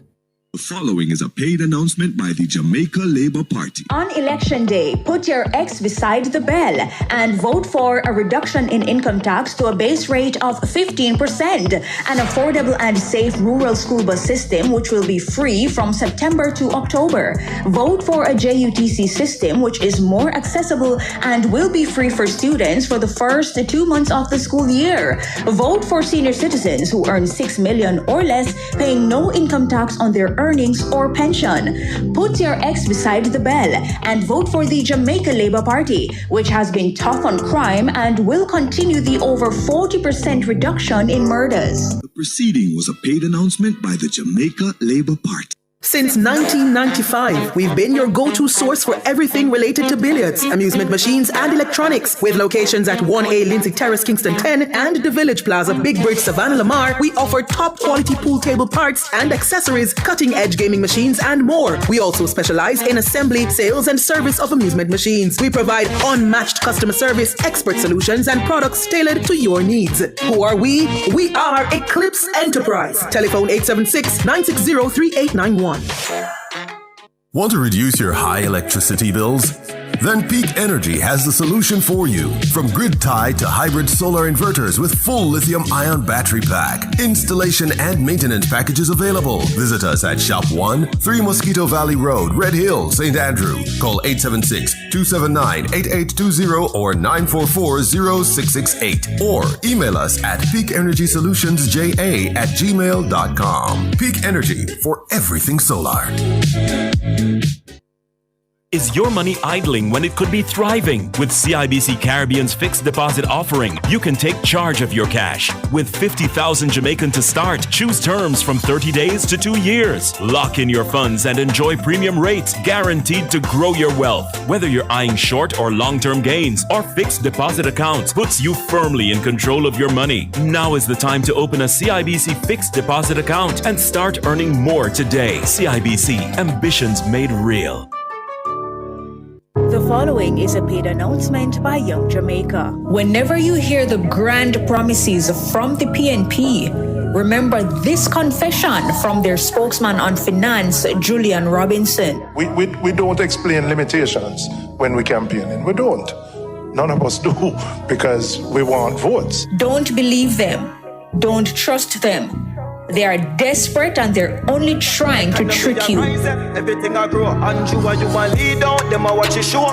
The vision real, the people want more. The proceeding was a paid announcement by Young Jamaica. Public Opinion is brought to you by Cleasing Industrial Supplies Limited, Industrial Automation and Control Solutions. Good evening, and welcome to Public Opinion. I'm Robianne Williams. A special one to our friends over on our YouTube platform. Thank you so much for tuning in. We invite you to weigh in live in the comments section on today's Public Opinion. So, Prime Minister Dr. Andrew Holness, he's set to face off with the opposition leader Mark Golding in a high-stake political showdown set to get underway at 9 tonight. The nation's two political leaders are meeting for their first head-to-head clash in the final of 3 national debates. The high-stakes debate comes amid escalating tensions over the party's manifesto promises, Golding's racial heritage, and Holness's uncertified statutory declarations. And of course, we here at Nationwide will have live coverage starting at 8:30 p.m. So in Public Opinion this evening, what question we're asking you, the public, what question would you ask Dr. Andrew Holness or Mark Golding in tonight's debate? Now, I must put out this disclaimer that we have over 85 comments on Facebook, several comments on Twitter and Instagram. So please, if I don't get to your comments, don't come at me. All right, let's start on Facebook, where Comrades for Action is saying, Comrade Mark, electricity bills are soaring. While families cut back on essentials, yet power companies are posting record profits. What are you going to do to help struggling households? Liberance Tucker is asking to explain the source of his mysterious wealth. I believe she didn't put who. Dean Stainless Johnson is saying, I would like to know how much money Peter Bunting and Mark Golding got. Wow, okay. Through their deals over the years in government. Oh, wow. Okay. Antoinette is saying the amount of questions I have. Damo to Golding, in the interest of openness and transparency, would you be willing to allow the Integrity Commission to look beyond the veil of trust set up that IC is unable to look beyond at this stage? Antoinette Jones saying, Mr. Golding and Andrew, what support will be given to children in school who display behavioral issues, language and communication delayed? Children with special needs, will there be educational psychologists placed in schools to proper evaluate children behavior to spot any underlying issues? Aisha Wilson is saying to Dr. Andrew Holness, will you commit to a clear timeline for transitioning Jamaica from a constitutional monarchy to a republic? And how will you ensure bipartisan cooperation to avoid further delays? And to Mark Golding, Aisha Wilson is posing this question. You've criticized the government's handling of the trade deficit and fiscal management. What concrete steps would you take to reduce Jamaica's trade imbalance and stimulate domestic production? A question to Andrew Holness from Generous God Favors Me. What are you hiding? Boss Lady is saying that she would ask Dr. Holness where him gets so much energy from. And question Mark Golding is when will he apologize to the FinSAC survivors and their families, the deceased families? First out is saying, I would ask Mark, if his accounts were verified. Wesley Cunningham is saying, I would ask Mark if he can prove what corruption Andrew is involved in. And then he would ask Andrew, what is he waiting on to sue Golding for talking about the matter that went to court? Okay. JJ is saying, I would ask Mark Golding what is his nationality, and Dr. Andrew Holness what motivates him politically. All right, I'm going on over to our X platform where Shanae is questioning the Prime Minister. What's your strategy to ensure young Jamaicans see a future here at home, not just abroad? And for Mark Golding, she's questioning if your promises rely on future growth. Can you explain how you'll deliver in 8 months what your party couldn't achieve in 18 years? Shane Ray is questioning, do you intend to spend down the net reserves to cover the costs of your tax relief plans, whether directly or indirectly? Notorious GOT is saying, question for Mark, will they reverse the parliamentarian's salary if they form the next government? Yeah.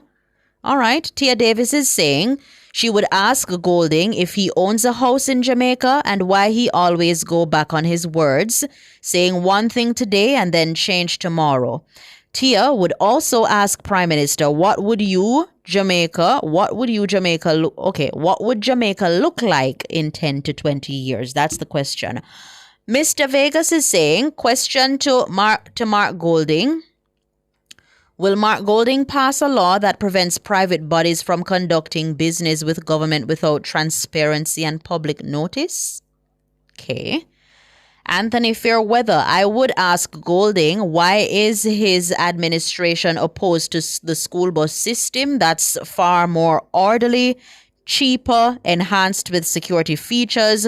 Why does he think that allocating money to parents on a monthly basis for their children is a better way than the present system? All right, let me see what's happening on our YouTube. If you could ask Dr. Andrew Holness or Mark Golding a question in tonight's debate, what would that question be? Let me see. Okay, Bev Thompson saying, PM, good evening, sir. Deuteronomy 30. Deuteronomy, is this 31? Verse 6. Your people are with you. Take control of the liar. Don't be afraid. Shut him down decently. Wow. Okay. All right. Let me see if I can get in a few more. Ava Mills is saying, Mark Golding, why do you put down the PM each time you are on the political platform? Why don't you tell honestly you were where you were born? Wow. Mark, please release. Wow, what kind of personal sinting this Marvin Reader asks? Birth certificate. Okay. All right. Okay, ask Mark to show his birth certificate, Robbie says. Donovan Combry is asking Mark Golding, why are you making promises that you know cannot be fulfilled? Dre Views says, my question to Mark Golding, why don't you have any assets in Jamaica? The last I checked. Okay. A lot of questions coming in. Bear with me, people. Will you tax handcart and baby pampers? Jetra Hart is asking. What kind of awagwanya so? Okay. Wow, Cynthia Matheson. Me can't say that one day. Wow. YRD is saying, why you don't have any assets in Jamaica? Michael Wright, the government could get better buses for their money, says Michael Wright. Okay, bear with me.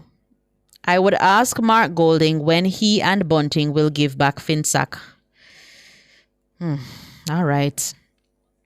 What I can say is a lucky thing we have the questioners later on today, and is not, some of the questions that I read out just now that will be asked. Because some questions I read out now, you see, man. VS Sanity's question for Mark. You often stated that you're a successful businessman. Why don't you have an account in Jamaica? Wow. So many questions, so many answers. Yeah, but the answers we'll get from the questions that will be asked later on this evening. So do stay tuned to Nationwide 90 FM. Our coverage, I said earlier, starts at 8:30. We have commentary straight up until 9 when the debate starts, and we'll have the live show on Nationwide with commentary after. So the business report is up next.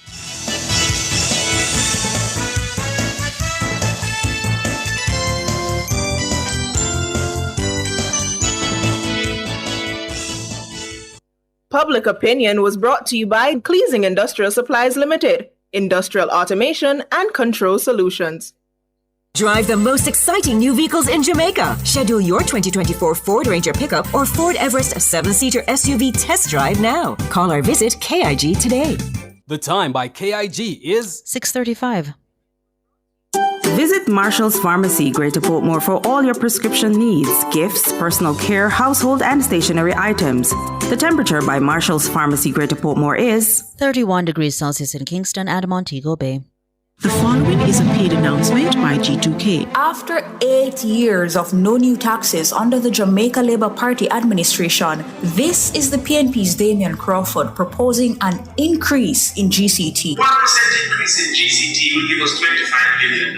Education has never been free. This is the PNP's Dayton Campbell and Mark Golding proposing an increase in GCT on food imports, which economists say will drive up food prices in Jamaica. Now is the time that we must put a little thing on the imported food into the country. And we put some of the income taxes, some of the taxes on the imports of food rather. Prices would go up as we already import most of our inflation from food and fuel. We cannot trust the PNP. The PNP is the party of new taxes. On election day, put your X beside the bell. Vote for the Jamaica Labour Party. The proceeding was a paid announcement by G2K.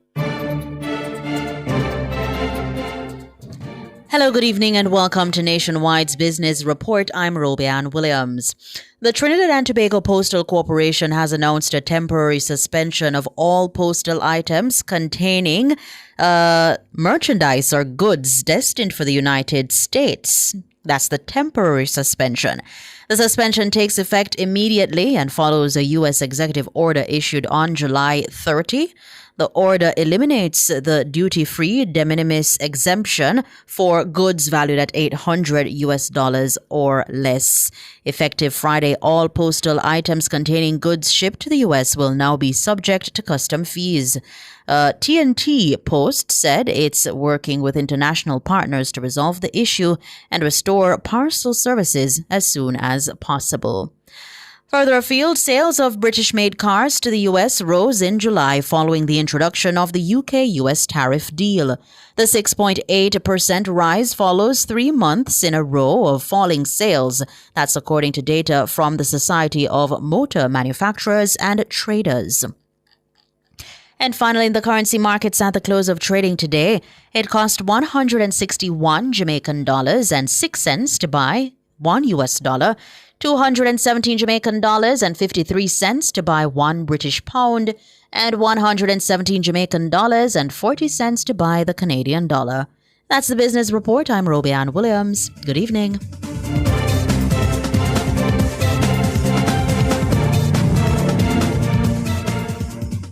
The following is a paid announcement by the Jamaica Labour Party. On election day, put your X beside the bell and vote for a reduction in income tax to a base rate of 15%, an affordable and safe rural school bus system which will be free from September to October. Vote for a JUTC system which is more accessible and will be free for students for the first 2 months of the school year. Vote for senior citizens who earn $6 million or less, paying no income tax on their earnings or pension. Put your X beside the bell and vote for the Jamaica Labour Party, which has been tough on crime and will continue the over 40% reduction in murders. The proceeding was a paid announcement by the Jamaica Labour Party. Multi-link, access every time, everywhere I go. Multi-link, 24/7 access for me. It's just a win-win when we use Multi-link. This card is Jamaican built, yeah. Fast and secure, you can use anywhere. Spend while supporting the economy. Look for the Multi-link logo on your card and benefit from Jamaica's largest debit payment network. Multi-link, 24/7 access for me. What would I do without my Multi-link? Are you ready for something mega? Spend $6,500 or more before GCT, drop your entry in the box and you could win a 2025 Hyundai Tucson. It's the Mega Wheels Tour promotion, April 5th to September 28th. Second prize, a $50,000 shopping spree every month for a year. Third prize, a $30,000 shopping spree every month for a year. Brought to you by Hyundai, Redstone, Heineken, True Milk, Grace, Walker's Wood, Downing, CPJ Daiquiri, and Carryburst. Choose Concentrate. Only at Megamart. Locations island-wide. Megamart, best value by far. Authorized under Section 58.3 of the Betting, Gaming and Lotteries Act. GPS! Keep it cool, keep it cool. Summertime hot, but we have all the tools. Keep it cool, keep it cool. Enough ways to see it, you just have to choose. Stay out of the fridge, just use a igloo. Remember your Kisco ice and the juice. The fan AC combo, yeah, I hit that. AC for a bit, then a fan after that. Keep it cool, keep it cool. This summer JPS have all the tools. Keep you cool with JPS. Download the JPS app today. Stay ahead in your career with UWI-STAR, the short-term advancement resource center. Our programs are designed to support your professional growth. Join our community of professionals and take the next step in your career. Visit our website, www.mona.uwi.edu/short-courses to learn more about the continuing professional education programs of UWI-STAR. Registered voters, do you know where to vote on election day? To find out, you may call our toll-free number at 888-991-VOTE. That's 888-991-8683. Or visit our website at ecj.com.jm. Select Query Voters List and enter the required information. Free and fair elections. It's up to you. That was an important announcement from the Electoral Commission of Jamaica. The following is a paid announcement by the Jamaica Labour Party. Our senior citizens have given their service. Now it is time to give back even more. Under the Jamaica Labour Party administration, senior citizens 65 years and older earning $6 million or less, including their pension, will pay absolutely no income tax. The Jamaica Labour Party is doing more for you. On election day, put your X beside the bell. The proceeding was a paid announcement by the Jamaica Labour Party.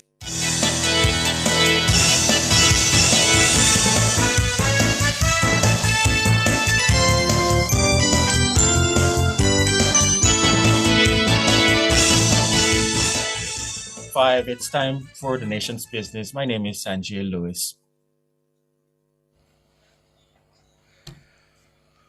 Well, listeners, both the JLP and the PNP have included proposals for the entertainment and creative industries in their election manifestos.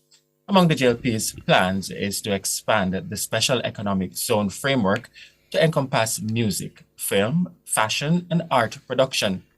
They're also proposing the establishment of permanent 24-hour entertainment zones in key urban areas. In the meantime, the PNP is proposing to establish a $1 billion creative economic fund to support businesses and business development, content creation, training, and community-based arts. They're also proposing to create internship and mentorship opportunities in creative sectors. Well, joining us to discuss and get reactions to the party's proposal, we have with us the CEO and Managing Director of First In Line Entertainment Limited and Labor Project Manager and Unleash Business Transformation Services Limited, that's Mark Tracy. We also have the Chairman of Dream Entertainment, Kamal Banki, with us. Good afternoon or good evening, and thank you for joining us. Good evening, and thanks so much for having me and my fellow colleague. Wonderful. So let me start. Good evening. Thank you. Let me start with you, Mark Tracy. What's your initial reaction to the entertainment and creative industry proposals from both parties? Do you think it go far enough in addressing the sector's real needs? Well, good evening again, and thank you for having me. I welcome the move in terms of both parties presenting aspects and ideas as it relates to helping the entertainment industry. I welcome it, and I do think that there's some merit to both proposals. Of course, in terms of it going as far as it needs to go, obviously there's a lot to be done in terms of our entertainment build-out, given our comparative advantage. I do see where, from the GLP standpoint, it focuses on the economic zone build-out and more practical support versus the PNP's proposal around a broader economic ecosystem build-out, which has some merit to it as well. There's a lot more to be done. What is presented to us now is a vision. What we'd like to see more and hear more of from both parties is a roadmap in terms of these ideas, but they're both welcome. All right. And I want to go directly into what you just indicated. Kamal Banki, the JLP is proposing the 24-hour entertainment zones. The PNP is suggesting special economic zones of varying sizes. From your perspective, what are the most critical considerations to ensure that these zones succeed in practice, and which is better in your estimation? So, well, there was one thing that I guess was not mentioned here that needs to be addressed, because the government already announced, alleviating one of the main pain points that we in the entertainment industry actually have had throughout, time immemorial. So one of those pain points is obviously the fact that you need several different agencies, several different places to get your event permits. And the government actually announced that it would be amalgamated into a streamlined process already. So that was already announced that the government would do it. I don't know if they're going to do it in the next 4 days or in the next administration, assuming that the government continues. But that's the main thing. So my main pain point would be alleviating that. The second main pain point for me is the proper zoning generally across Jamaica. So when you look at the different, let's say greenfield venues, farms, industrial zones that we have, there's no reason that the noise abatement law in its current dispensation should apply to those places, because those places are not disturbing anybody. So when I see proposals that are obviously forward thinking, like the 24-hour zones, to support, rearranging what the Noise Abatement Act actually applies to, I am fully in support of that, because that's a pain point. You can say, okay, I have a permit to go till X time. It may not even be 24 hours. It may be you can go till 4 a.m. because, for traffic purposes, that's what works, getting, ingress and egress from a venue. Those are the things that I support, because those are major pain points. No, you can put your pot on fire and say, okay, you can go until 4 in the morning or 5 or 24 hours, and you can plan and budget economically, and then the commercial value of your entertainment event is solid. The worst thing that can happen to a promoter is that you plan that you're going to have your event till X time, and the police, because they're getting noise disturbance complaints, are telling you to turn it down or lock it off prematurely, because then you would have bought ice, you'd have bought liquor, you'd have arranged food, and then where does all of this wasted food and beverage go? The commercial impact is not felt, the trickle-down impact is not felt, and that's where, we have a lot of money left on the table in the entertainment industry and events industry. Yes. So we obviously welcome anything that is going to rezone Jamaica to be, forward-thinking. Typical first world countries, they have different zones, entertainment zones that have different, ratings for different things. So I support those two things as, very, very critically important. And anything to do with skills training, upskilling of our people in Jamaica, that's also something that, for me, is going to help us and invest in our people, and which that's investing in our culture, our people, our culture. So those are the things that I support. This is not the first time, though, Kamal, we're hearing about the 24-hour entertainment zone or the special entertainment zone. I remember when Damien Crawford was Junior Minister of Tourism, that's something that he had proposed. Why do you think this time around the political parties are serious about it? Well, it's been done. It's been done and it's been executed under this administration, as I can recall. You have events that have happened at Jam World, 24-hour zone. You have events that happen at Fort Rocky, 24-hour zones. So those things actually are in place. It's just about expanding which venues can actually accommodate that. So it's not a brand new thing that people are saying, oh, let's try and do this. These are things that are obviously working. You had an event called Good Times at Fort Rocky, this retro event worked out fantabulously. And it's the expansion of the ideology that we need this zoning.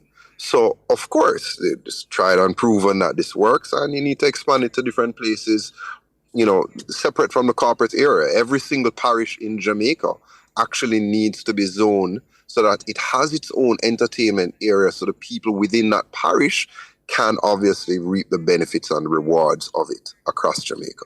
Right. Gentlemen, starting with you, Kamal, tell me something. What's the level of consultation from the political parties with the entertainment fraternity when they're crafting these proposals? Were you all consulted? So what I would say is that, I've served on boards under both administrations, and I contribute, because I want to contribute for Jamaica. My first love is obviously Jamaica. I want to, ensure the building and developing of the events industry, of which that's my career. I've given my life towards it, and I will continue to serve in whatever capacity that I can contribute. So, throughout my tenures, serving and chairing boards, I would have proposed different things to the different administrations. Some would have been, implemented and put into place. The most recent one is when in 2016, I would have suggested that we need to build the Carnival portfolio for Jamaica, and we created Carnival in Jamaica, which, is now a smashing success, and everything that goes along with it. Like I would have suggested, a year ago that we need to now look at major events legislation, whether or not that will actually be, taken on by the next administration, whether it be the JLP or the PNP, that is yet to be seen. But whoever has ears to listen, I would have been contributing in those capacities in the boards that I chair under the government, in the Ministry of Tourism and the Ministry of Entertainment, of which I've served under several boards. And Mark, how about you? Yes, from my standpoint, there is some level of consultation that takes place. Funny enough, like in recent times, I'm part of a project that is being done through TEF, where we're looking to establish a tourism entertainment academy. So we're literally in the process of doing a pilot program with a few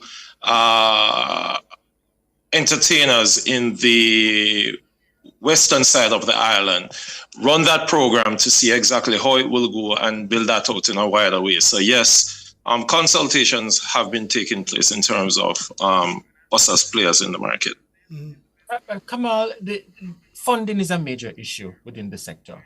And we see the PNP, they are proposing a 1 billion creative economic fund, while the JLP is pushing tax incentives through the special economic zones. Which approach do you think better supports sustainable growth in the sector? Very good question. So for the person who is just starting, they would obviously need embryonic funding to get up and running. It didn't say whether or not that fund that the PNP is proposing is for startups or it's for established practitioners. So I can't speak to that.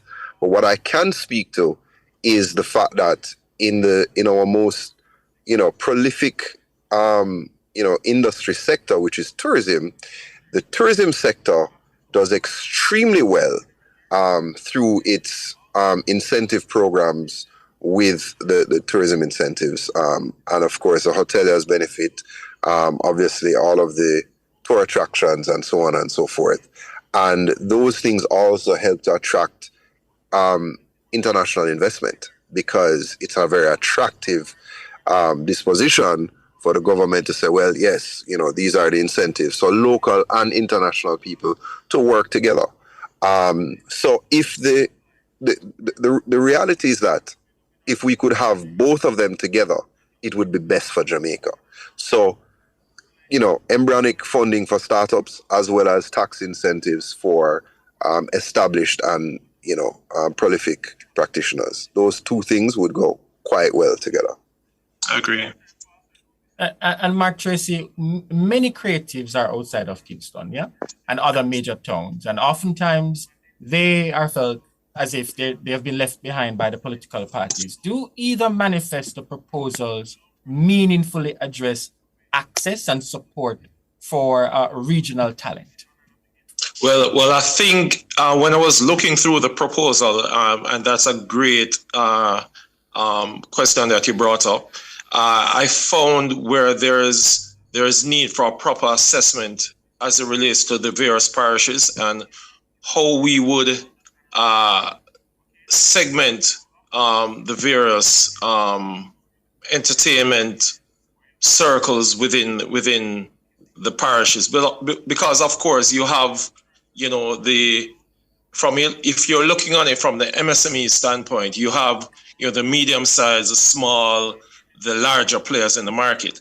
And I think if we're not careful, you might end up where the larger players are the ones that benefit the most from, various elements of these proposals. So I think one of the things that we need to focus on if we're looking at these proposals being brought forward is how best we serve, especially the smaller freelance entertainment providers within the space. So I think some more fleshing out needs to be done where that is concerned, and it's an ongoing problem.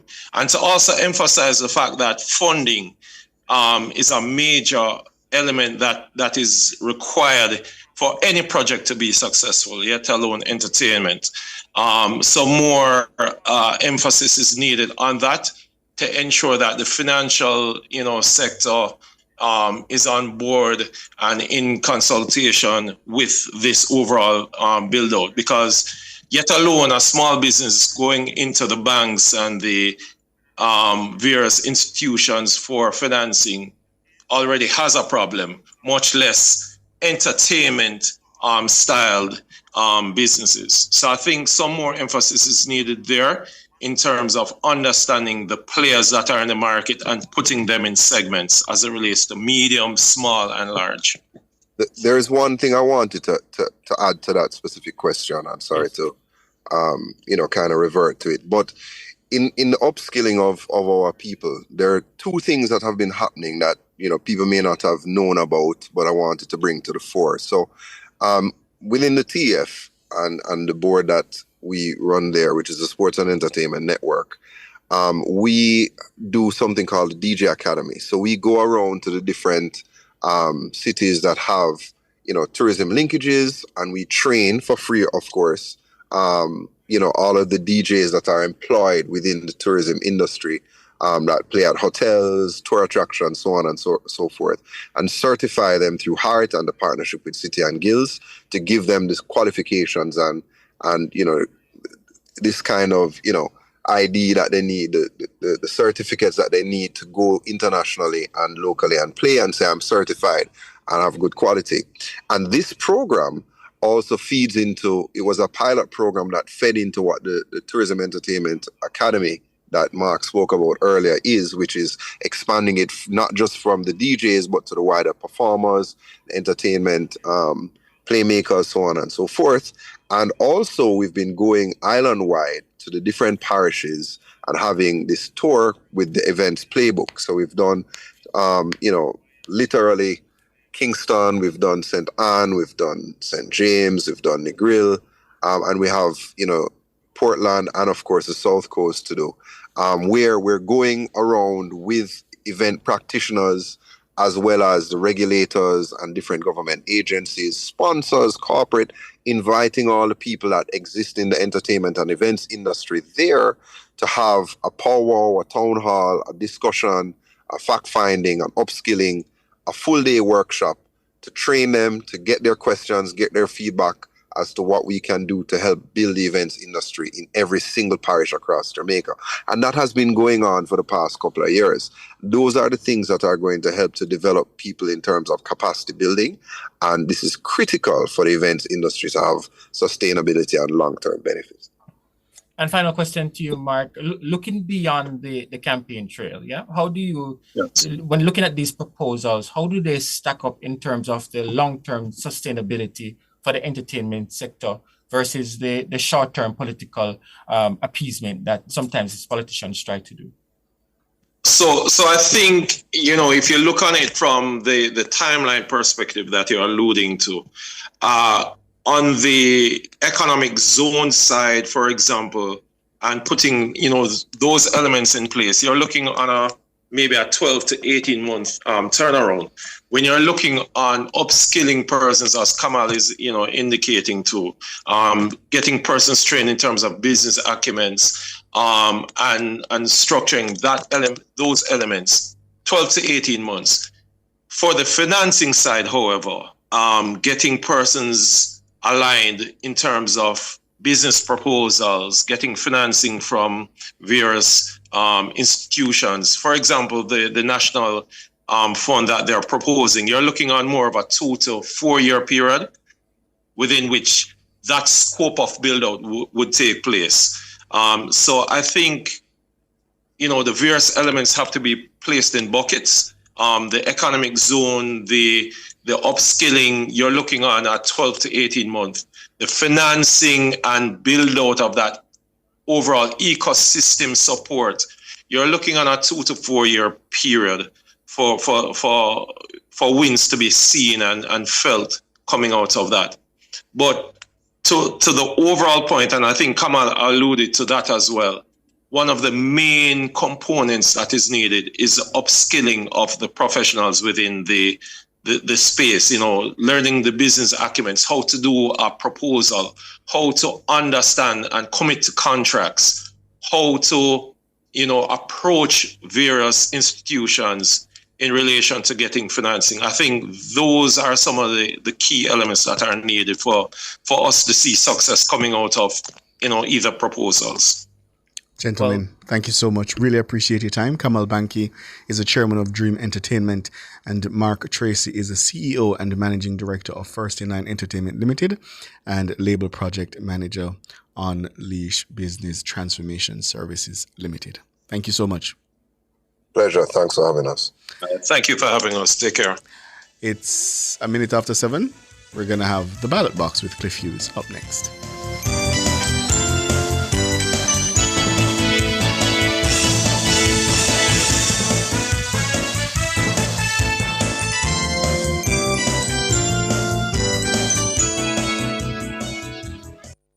Jamaica's poverty rate has dropped from 16.7% to 8.2%. As the government's economic program begins to pay off, our country is heading towards sustained growth.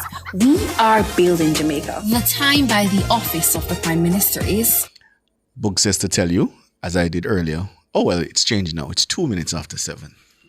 The following is a paid announcement by the Jamaica Labour Party. Providing for those who provide for our nation. The Jamaica Labour Party is doing more for our farmers. We've rebuilt over 700 farm roads, expanded irrigation systems, and reduced taxes on farm supplies. Plus, the first ever insurance plan for farmers, and billions in loans and grants, helping them to the highest crop yields in over 10 years. We're planting for tomorrow, Put your X beside the bell. The proceeding was a paid announcement by the Jamaica Labour Party. Looking for a jam or preserve to fill your sweet cravings, but worried about calories or high sugar content? Well, look no further. Try Smucker's sugar-free fruit jams and preserves with so many tasty flavors to choose from. Grape jam, strawberry, red raspberry, blueberry preserves, and orange marmalade. With a name like Smucker's, it must be good. Find them at retail outlets island-wide. Distributed by Chassis Ramson. Are you ready to pursue undergraduate studies but you are unsure of what to study and where? Choose the internationally accredited University of the Commonwealth Caribbean UCC. We offer on-campus and online undergraduate programs in marketing, business administration, information technology, HR management, finance management, and more. Apply now at ucc.edu.jm or call 906-3000 or visit any of our campuses island-wide. UCC, fostering leadership and innovation.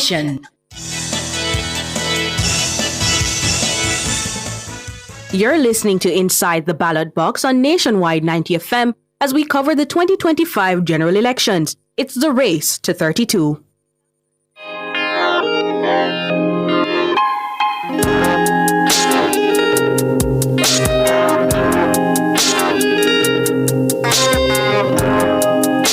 In today's episode of Inside the Ballot Box, Cliff will be speaking about universal adult suffrage, which began in 1944.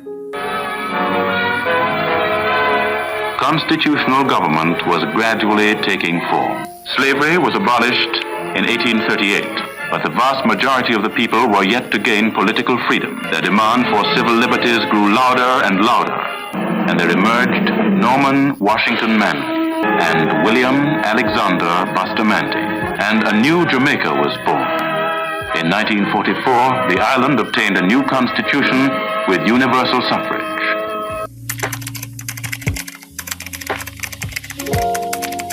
After 81 years of universal adult suffrage, what has changed? Before 44, if you were a Jamaican-born citizen, you had to own property. Yes, you had to be a property owner. You had to be paying taxes. Yes. Only men, over the age of 21. And listen to this, paying taxes of £6 per annum on freehold property or annual rent of £30 per annum before you were eligible to vote. That was before 1944. So it was a privilege to only the wealthy. Before 44, only the wealthy were able to vote. You had to own property, pay taxes, £6 per annum, and over the age of 21. With universal adult suffrage, all adults since the age of 21, you have the right now to vote. It was no longer a privilege. Many of you can't come to terms with that because we now take it for granted. It is a right now, a right that so many of us turn our backs on and do not exercise. So that was the significance of universal adult suffrage in 1944. After 44, we had competitive elections. Yes? So we had, for example, the first elections under universal adult suffrage was on December 12, 1944. And we had the two major political parties. The Jamaica Labour Party, which was formed in 1943 by the trade union leader, the Bustamante Industrial Trade Union leader, national hero Sir Alexander Bustamante. The People's National Party was formed 3, 4, 5 years before the Labour Party in 1938 at the Ward Theatre. Its founding president, national hero, the late Norman Washington Manley. Yes? And they were the major competitors at the time. But interestingly, In those elections of 1944, the total number of voters on the list was about 663,000. And the number of Jamaicans who voted for the first time in the 44 elections was 389,000. 389,000, or 58.7% of all those who were eligible to vote actually cast a ballot in the 44 elections. The Jamaica Labour Party, led by Bustamante, won the first contested elections in Jamaica, the 44 December elections. The JLP won with 41.4% of the votes, or 144,000. But listen to this. Independent candidates, not aligned to any of the PNP or JLP, won 104,000 votes, or 30% of the votes. Remember that figure. In 1944, independent candidates, yes, not attached to either the PNP or the JLP, won 30% of the votes. They got 104,000 votes. So the Labour Party got 144,000, Independents got 104,000, and the PNP got 82,000 votes, or 23.5% of the total number of votes cast. Now, in the 44 elections, there were 32 seats in the House. Yeah? 32 seats. The 144,000 votes that the Labour Party won resulted in the Labour Party winning 22 of the 32 seats. 22 of the 32. The PNP won 5. And independent candidates won 5. Now, since universal adult suffrage and that first election, a lot has changed. A lot. Mostly for the better, but also for the worse. Elections from 44, 49, 55 were largely based on the history. I wasn't around, but based on the history, were largely free of political violence. That started to change about 1959, going into independence in 62, and it worsened to the point where we have been scarred by political violence, by actors of the two major political parties. We came to the brink in 1980. We came to the edge of the precipice when we had the most, unquestionably, the most violent general election in our 81 year of voting since 44. Yeah? But also since 44, you have the makings and the development of a fledgling society, nation, democracy that is now one of the world's best run democracies. We have developed, despite the carnage of 1980, an electoral system that is the envy of the world, better than that of the great United States of America. And the best example of that was on the 9th of February 2016, when the results had us on a knife's edge. That election of February 2016 saw one seat separating the two major political parties. The JLP eked out a one-seat majority, 32-31 in the 63-seat parliament. And not one shot was fired. Just about 3,500-4,000 votes separated the two parties and the power of going to Jamaica House. And the system held. Why?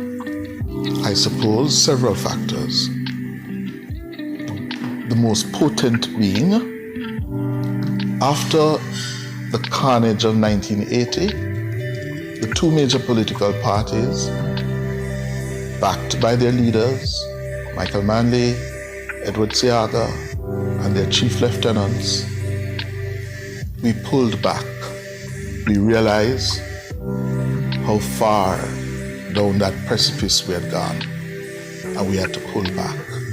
And beginning in the late 1970s, 78, 79, when Seaga made it a campaign issue that we had to have electoral reform.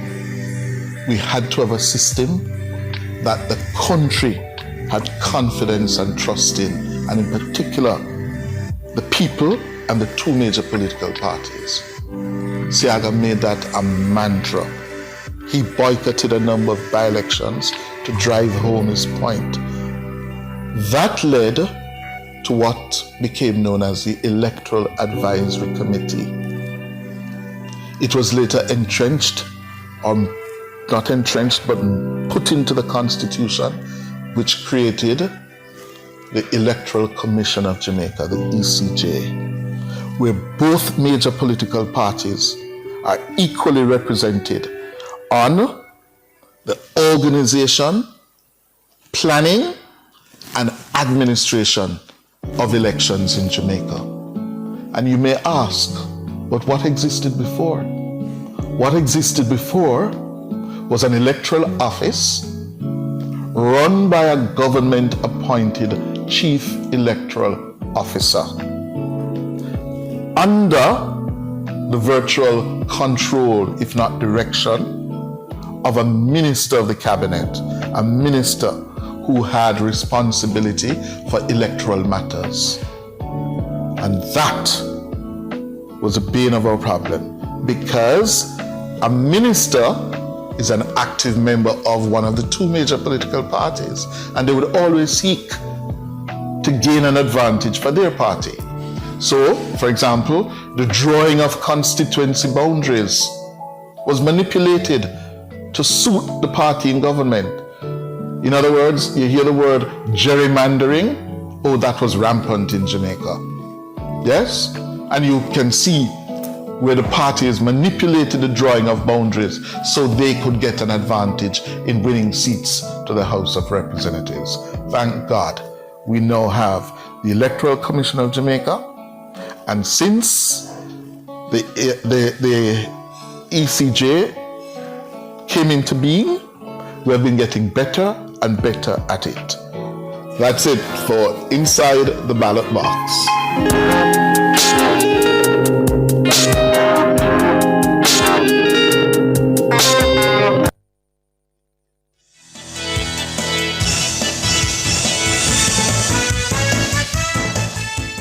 You've just heard Inside the Ballot Box on Nationwide 90 FM as we cover the 2025 general elections. It's the race to 32.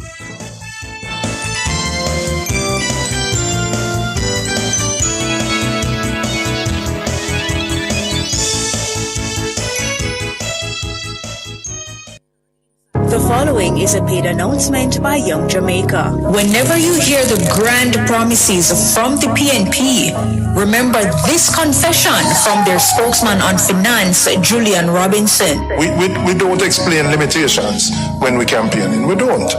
None of us do, because we want votes. Don't believe them. Don't trust them.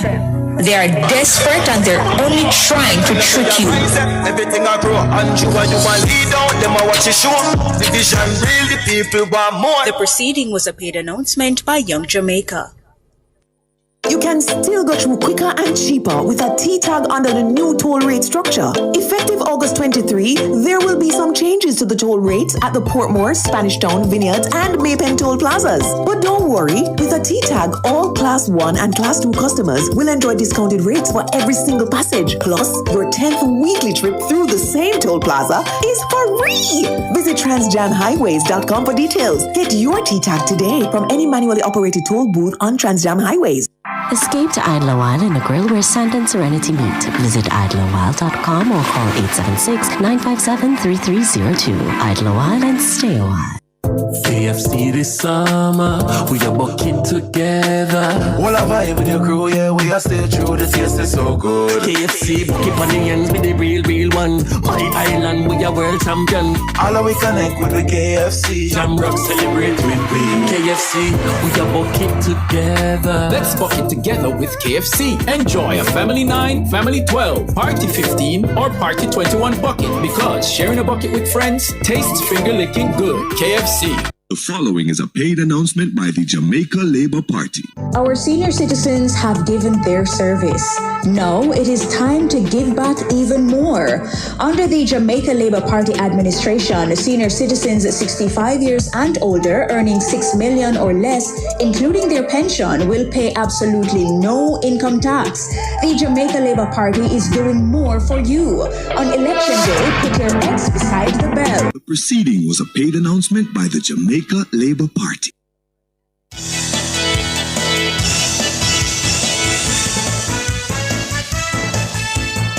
We're taking your calls now. The number is 630-937-124, 618-8255. Grant, good evening. Good evening, Mr. Yu. Ricardo. Good evening. How are you? I'm all right. How are you? I'm giving thanks. I'm still breathing. The debate with the businessmen who giving advice. These businessmen for decades, they are giving political party advice. And I don't see where these things taking the country. No, we have a government. We have a government for the first time has achieved so many success that they are getting so much international recognition. And you don't hear it coming from these businessmen as if they are giving the Jamaica Labour Party the credit and the government that they deserve. Just like how the international financial institutions are giving the Jamaica government credit. One of these businessmen, once they advised the governor of the Bank of Jamaica to increase interest rates, and the governor stood his ground and said, no, he's not going to do it. What the economy would look like if they have taken that gentleman advice? What it would look like. To be fair though, Grant, I've seen multiple times that these businessmen, they laud the government. If you do a simple check, for example, of the PSOJ, the most recent one was on August 20, where they urged, no, not that one, sorry, where they praised the government in 2024 for police reduction in major crimes. They laud the Andrew Holness government on governance protocols for the public sector. So there are several things that they commend the government on. And equally, I think that if they see or have concerns about things governing our country, they are powerful voices that must speak up. I'm not saying they shouldn't speak, but I'm saying look over the decades. What happened to the Jamaican economy? Look in the 90s, they were giving the PNP advice. The PNP used to borrow money from them and pay them back at very high interest rates. And look what they have done to the economy. Why they didn't give the PNP advice at that time? But if in that period the government had no other options but to borrow high interest rates because of our credit rating, then I mean, if I'm a businessman and that's the only option the government has, why not? You're not doing anything illegal. No, that is not true. Mr. Ardlishaw usually tell the PNP them to stop borrow the money at high interest rate and borrow it from the IMF. And they used to tell the Jamaican that if they borrow from the IMF, it's gonna keep them oppressed. The rules that the IMF has, it's gonna let them suffer, right? But in fairness, the IMF of the 70s, 80s, and early 90s, the conditionalities that they had in place, it caused a serious impact on various countries across the world. So the IMF that we have come to see now is a completely different IMF from back It wasn't in the 80s, anything different. early 90s. It wasn't anything different. All the IMF Check do it. When Check they, it. When they loan their money, they see to it that government don't waste their money. No, but did you look at the conditionalities that the IMF would have implemented that caused some of these countries to run into the ground? Are you aware of it? The IMF caused the country to run into the ground. I'm saying the conditionalities that they have implemented around the loan that the countries borrow, it caused the country's economy to run further into the ground. That's a so fact. Why it never cost the country in the 80s? When the GDP go up? No, the economy never run to the ground. No. But I'm saying to you generally, because what program did the Seaga-led administration took under the IMF? It's a different one from what Manley took in the 70s that failed. So but anyways, Grant, I tell you that do some homework on it and come back and let's talk about it. Yeah? All right. Yeah. We have Dwayne. Dwayne is next. Hi, Dwayne. Hey, hi, how are you? I'm good. How are you? I'm not as good as you. Oh, I wonder why. You sound good. Happy. Well, you can't know when people happy, you know. You can do what? You can't know when people happy. There's a speech. Oh. Yeah, or the sound, you know. Mm. Okay, a question I want to ask, you see? Yes. Can you tell me if the PNP, you see, government have ever built any hospitals in Jamaica since 1776 when it was arms out at the same time, at the time. It was armed out when it was built in 1776. I don't have the answer to that one, to be very honest. I can research it to see. Could you research it and tell me, please? Not necessarily now, you know, but when you can, even before the program, you could do that. I'm going to do some checks. Ricardo, I don't know if you're aware. No, I'm not. No, I'm not. And I asked that in regards to the debate the other night and how they try to, talk about hospital. And I'm saying that if you did not build any, right? What moral do you have to say anything about hospital? That is first point I would have put to them in our debate. I know they upgraded quite a number of them, but I will have to check. Someone just sent me a message to say the all right, let me check on that before I even say anything on air. Yes. The next thing, the opposition leader was the one who were, saying that the government was wicked and evil and he took X amount of percentage. He is currently getting something like about 25 million based on what I heard. And Deaton getting something like about 20 million. Prime Minister getting 9. So when we are asked the question, if it is that the Prime Minister was so wicked to issue, then why do you take it? And why do all of your members of your party took it and there was not a problem and everybody digested it but yesterday criticized it? Is that really moral in your point of view? I'm asking you. Hello? Well, I mean, that one is a tricky one. I've heard the question before, because if you're standing on a principle and you indicated that it's wrong, then why decide to accept the increase? Right. Yeah. One other point. During the 20 year of Mr. PJ Patterson, right? When he was about to leave office, he raised up his pension that he would get the same amount of money as the present Prime Minister as his pension. Yes. I didn't hear anybody at the time, or anybody from the PNP side was criticizing that. And he left and resigned as one of the best Prime Minister ever walked Jamaica, because he did he win 3 or 4 consecutive elections, 3 terms. Yeah. And people see him as a king. But yet you never hear anybody in Jamaica, maybe a few, said anything as it relates to that. And the truth though is, back in those days, in the early 90s, mid 90s, we never have social media like how we have now, So information wouldn't pass through as quickly as you're seeing it passing through now. And you wouldn't have that great debate as you're seeing we're having now. Yeah, so you have to put that in context. Right.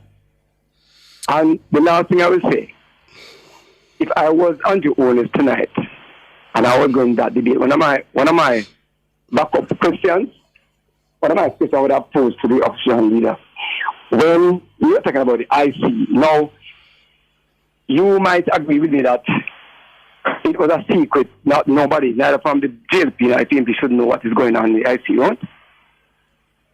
I wouldn't say it's a secret, but there's a process that there has to be some level of confidentiality before anything is released to the public. So who was feeding the opposition party with the information from out of the IC? Who was the one who was doing it? Because he was privy to all the information, and he was saying a lot of things during maybe 6-7 months that was saying that was coming from out of it. So who was the person who was feeding with the information? In fairness to Dr. Campbell, he did come on this show and indicated that anything that he said in the public domain is something that is already in the public domain, and it's not anything that he would have received from anyone within the Integrity Commission. Just saying what he said, paraphrasing. I definitely never believe that, though. But, you know, I don't believe that. Based on what you were saying and how you were saying it, I don't believe that. I believe that he was coming from some persons who they have, they're operative. I think that. I believe that was what took place. So you can't be too much to be immoral when you are not. So I did a quick search, and the Cornwall Regional Hospital was actually opened in 1974, and it says construction began in 1972. So that would be under the administration of Michael Manley. Yeah. So there's your answer. Okay. All right, fine. No problem. So one. Well, all right. No, one that I could find. That I could find, yeah. Okay. All right. All the best. All right, thank you for the info. All the best. 630-937-124, 618-8255. Have Andreen. Hi, good evening. Good evening. Good evening, how are you? I'm good. I'm not sure, Ricardo. Hi, Andreen. And Sanjay. Who's your co-host? Sanjay. Hi, Sanjay. How you doing? Hi, Andreen. I'm good. How are you? I'm pretty good. That's good. I hope next week Wednesday I'll be better. And what would make you better next week? Yeah. One. No, but I can't get me mixed up, because No, mix up. I just want to know what I make you. Ricardo, yes, what way you gonna live life the other day? How can I life me go live? You talk how you get out of your hotel room. Sandra, nothing to take away from you, but Ricardo, I like how you have grown, and I'm proud of you. I appreciate that. But Thank you. there's a question I want to ask. You say? Yes. Why each time it is said that the PNP, JLP fix the economy, and then when the PNP come, they run with it and things like that. That is what I can't understand. And people will say that they're not feeling it, and they're not this, and they're not that. And another thing, why when it comes, why it is coming on to the election time now, why everybody want to have an increase now in the salary? I think one I can't remember who the quote, what the quote, but he said something like this: ask what you can do for your country. We all have to unite in order for the country to develop, Well, Andreen, you remember also, that they have their wage negotiation, and they have to demand certain things. It's all part of the process. Yes, I know, but I said why they didn't do it before now the election? No, but you have a timeline. So what I will say is that the posture. I have some questions about the posture of one of the gentlemen, but separate and apart from that, it's part of the process. They have Everybody a timeline. want to, they have to go to the negotiation table. Ricardo, Sandra and Ricardo, excuse me. You don't want to, you wouldn't mind Mr. Hughes give you an increase, though. Yes, the difference though is, Andrew, we're not unionized, so they operate in a unionized environment, so they have someone to speak on their behalf. All right, let me tell you something. And I hear the opposition the opposition for transport saying that, I don't want to quote anybody wrong, but like he's saying that this sector is mashed up. Look here now, I took a JUTC bus from Spanish Town to Clarendon. Well, you know, so this is the first time I'm going to vote. No, like the second time. And I make sure now I reach the police, where the station named the polling station, first thing as it opened. Because look here, people must not tie for that content. I have seen so much improvement in Jamaica. And they mustn't, you see, and another thing, why everybody just, not everybody, because I'm sure now say you don't do it, I don't do it, but then just on Mr. Holness, but Mr. Holness is not the worst thing that happened to this world. It comes with the position, you know, Andreen. You're Prime Minister, you know. It's a heavy position. You will be criticized from all angles. And I'm sure it's not the criticism, you know. It's not the criticism, you know. It's not the criticism I'm talking about. But you know that I am in a taxi the other day and police was on the road. I like when the police is on the road because you feel much safer. We're going to vote out the one Andre, you know, because I make all them things here happen, you know. I went to a place to conduct some business. When one I do with 28, the rumor why people so quick in following rumor instead of trying to say the good things about somebody. That is what I can't understand. Misinformation sells much quicker. Yeah? Why may I tell you? But we can't wait until next week, Wednesday. And another thing, look on it. Look at the houses where the people them get. What they call them, I can't remember. It sort of slipped my mind now. It's not board houses they're getting good, decent, nice houses. Jamaica has come a long way. I'm not saying that people don't have the different part, but I'm not voting for P or J. No, I am voting for progress. Because you see, my little district that I came from, that I grew up in, from I was a child, there's no water. But tired, so my mommy called me, "Pitney no go carry water out the road." You see, no, water in a pipe, water can water the trees them down the back. Somebody must have a garden. Road fix from I was a child. So those are the things that if I'm going to vote for MP, or a Prime Minister, I have to see some progress in my life. And that is why this people might say they don't vote. Because I used to say it to some, in a business with them, make it toward them gone. But at the end of the day, what we're going to sit down and do, make the dieted people them come and then put in and then the country mash up again. Can't work. Thank you, Andreen. All the best. I just got a WhatsApp message. Someone said to me, I seem distracted. Mm-hmm. And that's because a little birdie just jumped into my email with some poll results. The Blue Dot polls. As you know, I write the poll stories here. And I'm taking a glance at the numbers before me. There shall be weeping and wailing and gnashing of teeth. Tune in starting tomorrow morning, where we'll begin revealing the poll findings.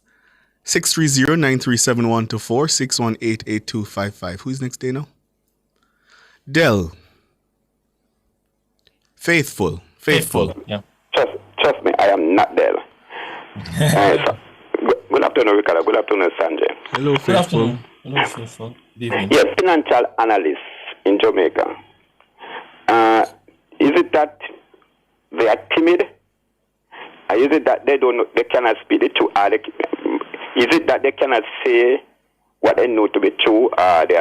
In other words, they cannot say, if they're going to say the Labour this proposal is wrong, they cannot do that. They must pivot to say both things are wrong.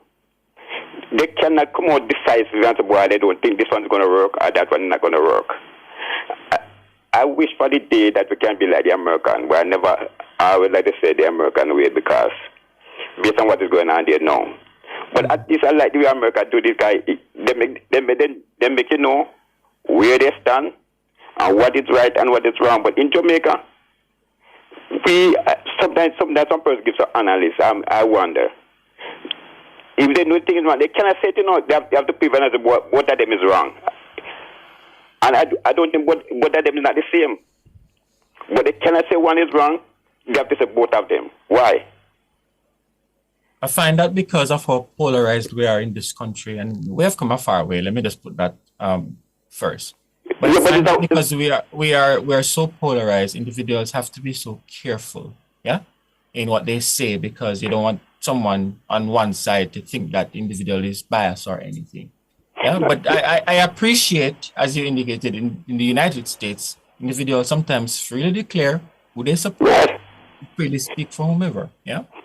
They declare who they voted for, and they declare who they think is which financial thing is right and which is wrong. In Jamaica, no. For example, there's something that I always want to answer for. I am not sure.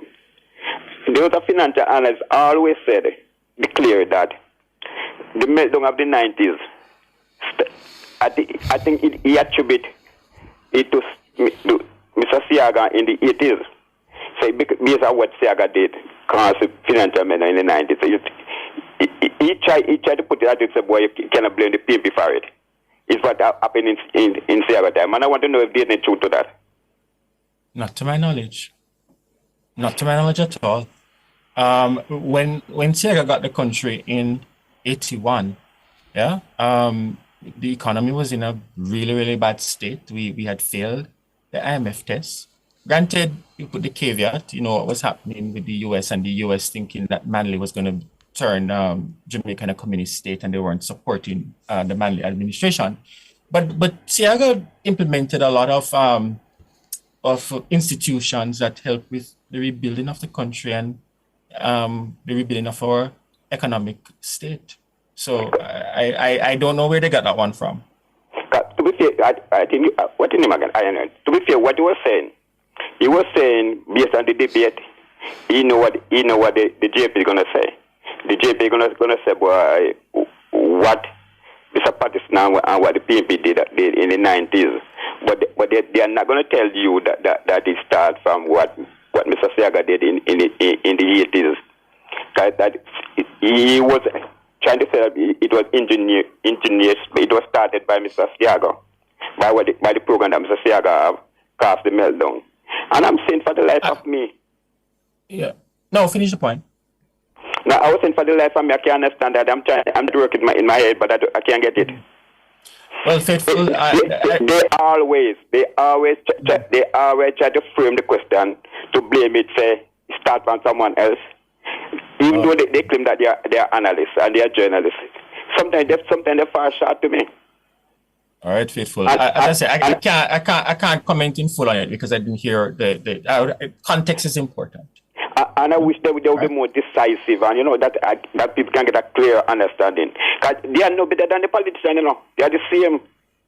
And we do play the hypocrite role and play who we say try to pretend that they are neutral. They are not neutral. All right, thanks, Faithful. Thank you. So, just to add something to that comment I made about Cornwall Regional. So, the general election in Jamaica in 1972 was held on the 29th of February, 1972.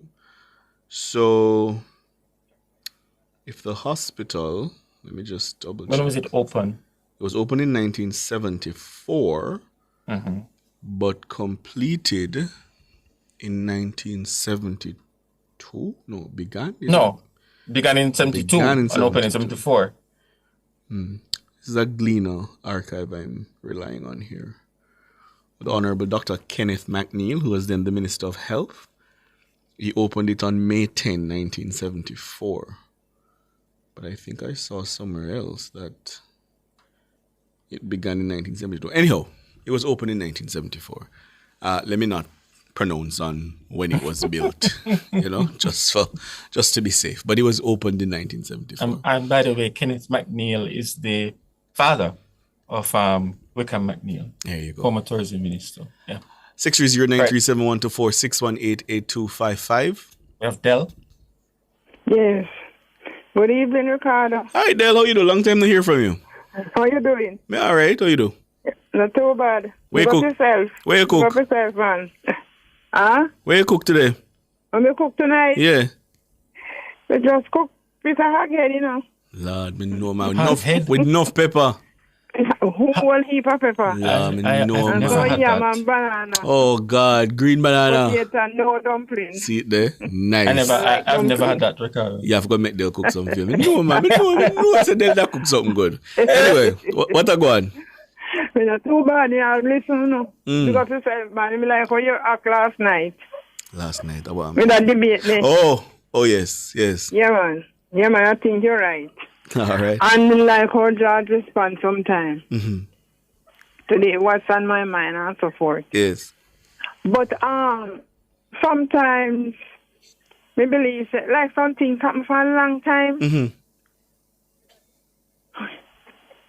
Like the Prime Minister, when them beat up on the Prime Minister. Boy, me feel so them could arrest them. Oh no. You feel them could do? Arrest it, no. Give it a rest. Oh, give it a rest. Oh, well. Yes. I mean, them feel say that, that's a path to win, to victory. Yeah. That's what they believe. So Give it a rest, man. And when we notice sometimes, when the PMP do anything or say anything, the people them not remember it. After 2 days or 3, they don't remember it. But if the Prime Minister, months and weeks and years, and just dip on the same way. Mm-hmm.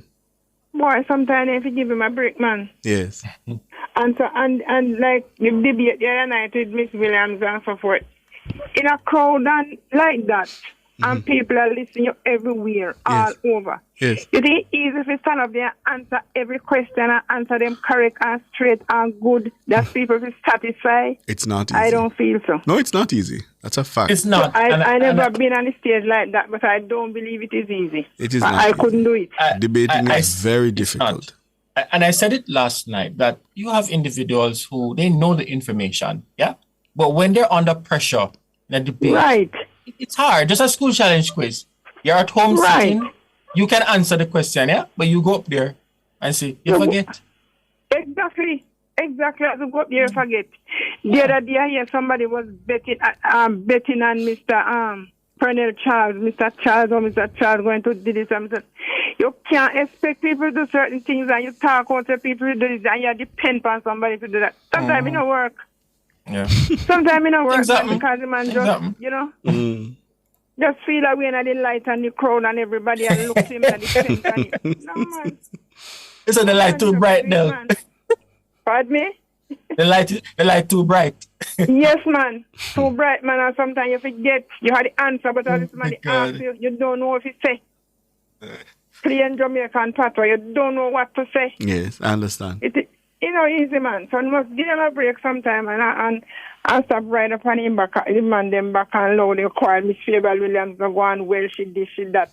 And the lady is a bright lady to me, understand. And she not talk loud, she not talk hard. She's a soft-spoken person. Yes. Give her a break, man. Because you couldn't do what she had. You have criticism, but you couldn't go up there to do what she had. Lower, man. Yes. That's what me see it, Ricardo. You're born 87, Ricardo? 88. 88 you're born? Yes. Okay. Okay. What make you ask? Me did one birthday at one time. I wonder if it's near to my daughter. Oh, she born 1987. 87. Ah, okay. 87 and Gilbert was 88. 88, right. Yes, I was 2 months old when Gilbert came. Oh, and my daughter was 87.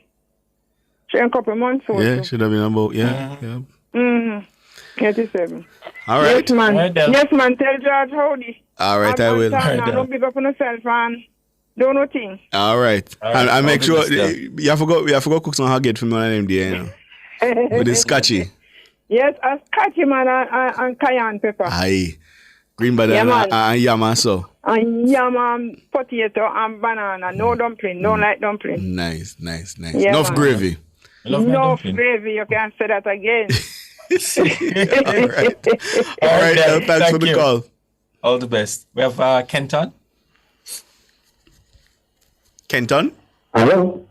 Yes. Right. How are you doing? Doing all right. Ricardo? Yes. Sanjay? Good evening. Good evening. Good evening. How are you guys? Doing all right. Good. Yes, Ricardo. Well, you both. I think we should somewhat be in what do you call it now? Investigation and research mode as it comes on to certain things that happen in Jamaica. Now, Ricardo, you seem to be someone with a good knowledge of Eastern Jamaica. Mm-hmm. Am I right? Yeah, there I come from. You come from East? Yes. You have any knowledge of Melbrook Heights in Harborview? Yes. Whatever happened to that $300 million PNP Operation Pride project up in Melbrook Heights? Have we ever did any investigation as to what happened to that project and that money? I don't know. I don't know, my brother. Please, we need to. We have a person who is pushing their daughter in St. Anne who was responsible. He was the contractor for that project, and that project didn't happen. All you had was some curb wall and a few manholes. People of Melbrook Heights, they would know there's still no road, nothing there. Mm. Yes. All right. Hear you. There has to be a lot of people have been running around talking about this and that and what has happened, misappropriation and this and that. That has gone under the PNP in 2002, 2001. It's vanishing in here. What $300 million of Jamaican taxpayers' money. Mm. All right. Hear you. Please. And there's another incident. Even that same person with that Cayman track resurfacing, where a lot of small business owners, shop owners, and what have you, transported material from St. Elizabeth to Cayman track for that service, not a penny.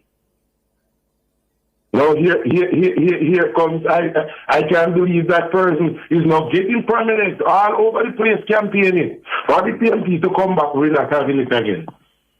Hmm. We have Dr. Cartwright has won, and the Operation Pride, and that $300 million. All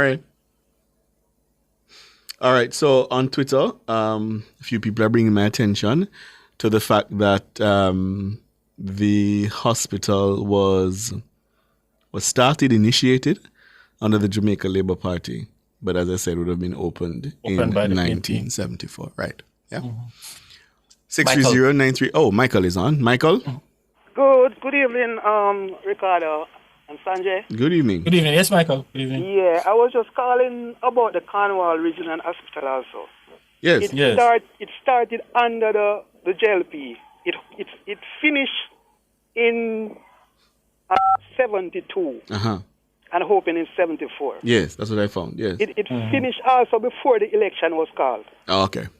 So why it takes so long for open? Between 72 and 74? So you finished in 72 but wasn't open until 74? Yeah, it was not refurbished. It was not furbished until 74. They didn't furnish it. Okay. It's interesting. So that's why it was open at that time. All right. I appreciate that, my brother. You're welcome. Thank you. So our listeners, then they're on top of things. Bright like stadium bulb. And I appreciate that about nationwide listeners. Yes. Don! Hey, my favorite person from the East. How are you? Hey, I out here. Long time, man. Long time. Not even the message I send with George, him eat it up, and just tell him off for morning. Him yam it, he not tell me. Yeah. You know, the other day I heard somebody was saying that PJ Patterson don't leave no legacy. Uh-huh. And I'm going to tell you the legacy that he left. Him said, no give hungry man your lunch pan for carry. So we're not going to give these hungry men our lunch pan for carry. They're going to eat our food. Yeah.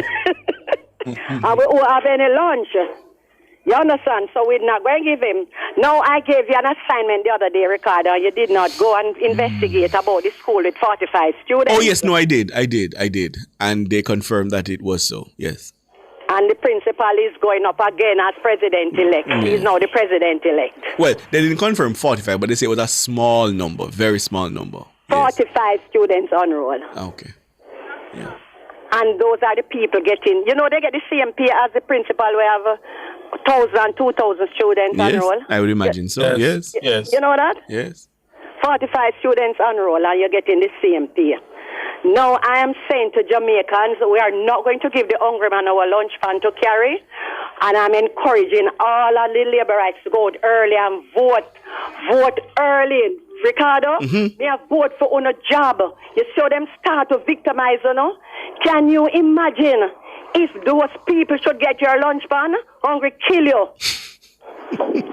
Hungry kill you, Alcliffe. I him me sorry for. So me have to vote for him. And I'm encouraging everybody to come out early and make your mark. My granny always tell me, I hear you talk about your grandmother, Ricardo. Yes. My grandmother always tell me, anybody you say a child take on to, children take on to, they are good people. Yes. She say, any picnic with dog bite, kill that dog, put him down. You hear? Yes. So you notice all the children going after the Prime Minister. The other day he went to Independence City School and for the first time the principal was out of control. The children went berserk. It was the Prime Minister who had to quiet them and ask them to sing the national anthem. The people, I couldn't understand what it is. Don, where do you vote? In Gregory Park, in Amazon Garden. Portmore. Okay. Yes. Okay. But I'm from the East. I was there up until Sunday. Oh. Yes. Yeah, campaign. I am from your place. Yes, yeah, campaign. No, no, the campaign is hot out there, so I'm not surprised. What you expect? you don't understand, Ricardo. You never live in the days when you have to buy a pack of CFX to get a pound of rice. And thank God I didn't live in those days. Thank God. So you have to ask me about it. Yes, but I hear the stories. I am saying to Jamaicans, be wise. I've never seen so much things happening in Jamaica from a born. You understand? Yes. All of the roads are fixed. Let me tell you, I live in a community, and it's 2 roads not fixed in that community. And we have about 11 roads. Yes. You hear? Yes.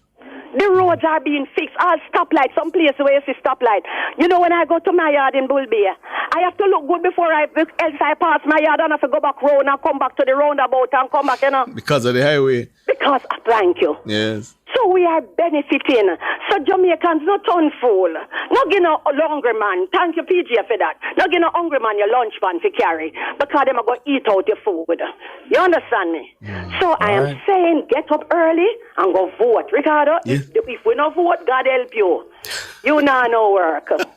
So I'm voting for your work. Remember, I tell you that. It's funny you say that, Don, because I think I said before that I was verbally assaulted on nomination day, and one of the insults that was hurled at me was the lady said she would live to see me dead for hungry. Aye. That's what she said. All right. But me know you know me dead for hungry. It will never. You're crazy. All right, Don. Jamaicans will never allow that. So you take care. Remember, come out early and put your ex right beside the bell. We're gonna charge you for that day. But no, I intend. I usually am not the first one to vote. I usually go around about midday. But I think this time I'll try to be early. Are you going to Central Westmoreland, sir? My vote was moved from Central Westmoreland. Oh, a long time. Oh, you move it uptown, uptown, enclave. Who is next? Errol. Bless up. What a go on? But I'm there, What Cliff there? He will be back at 8:30. You don't want Cliff tonight, Oh, what make? Cliff, let me down when man. Why is it that? I'm going to stand up with you, Yeah. Oh, Cliff, we got to talk about PNP win the beer. That's how he saw it. Man, but his opinion, yeah. Can't know Ricardo. I give you 100 out of 110. Give me 100 out of 110. I don't want Cliff tonight. You kidding me? Cliff, stay here. You stay here. I don't want Cliff tonight because I want to come to Mr. Market G win tonight. Oh dear. Then Errol, suppose Mackie G win. Exactly. Mackie G can't win, man. My promise I got done that tonight. All right. Oh, okay. You see what the promise I deal with him in a day. What you call it the way they did. What that? You know the thing the way they man. What that? In a parliament, man, when Andrew say, I know golden baby this. Oh, in the budget debate. In the budget debate. We'll watch it tonight. I'll tell him that tonight. Oh, Lord. All right, well, it's just over an hour now. We'll see soon. Yes, man, but I don't want to contact the police tonight, you know. we are more about Clifford. I don't want it because, if them win, you know, they will go pressure on me, you know. That's fine. Somebody said, may I agree with the man. No Cliff tonight. So, no Cliff tonight. We don't boycott Cliff. No, man. You have a better tonight, Ricardo. I will be there. What do you, Sanjay? I'll be listening. I don't want Cliff tonight. Yeah. All right. I want Ricardo and thing there. Oh, my God. All right, Errol, I hear you. I moved my vote a long time though, Ricardo. I'm in St. Andrew North Central. Okay. All right. All right. Cool. Yep. Yeah, that's it. All right. Yep. That's all the time we have tonight. We'll be back in just about half an hour to start the pre-show because it's the big one. Dr. the Most Honorable Andrew Holness will face off against Mark Jefferson Golding. The two are essentially now, the contenders for the office of Prime Minister.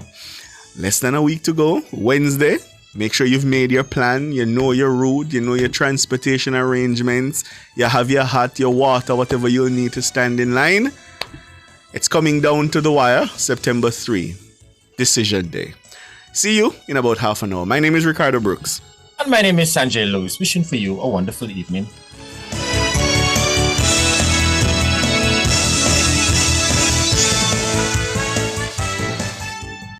The following is a paid announcement by G2K. After 8 years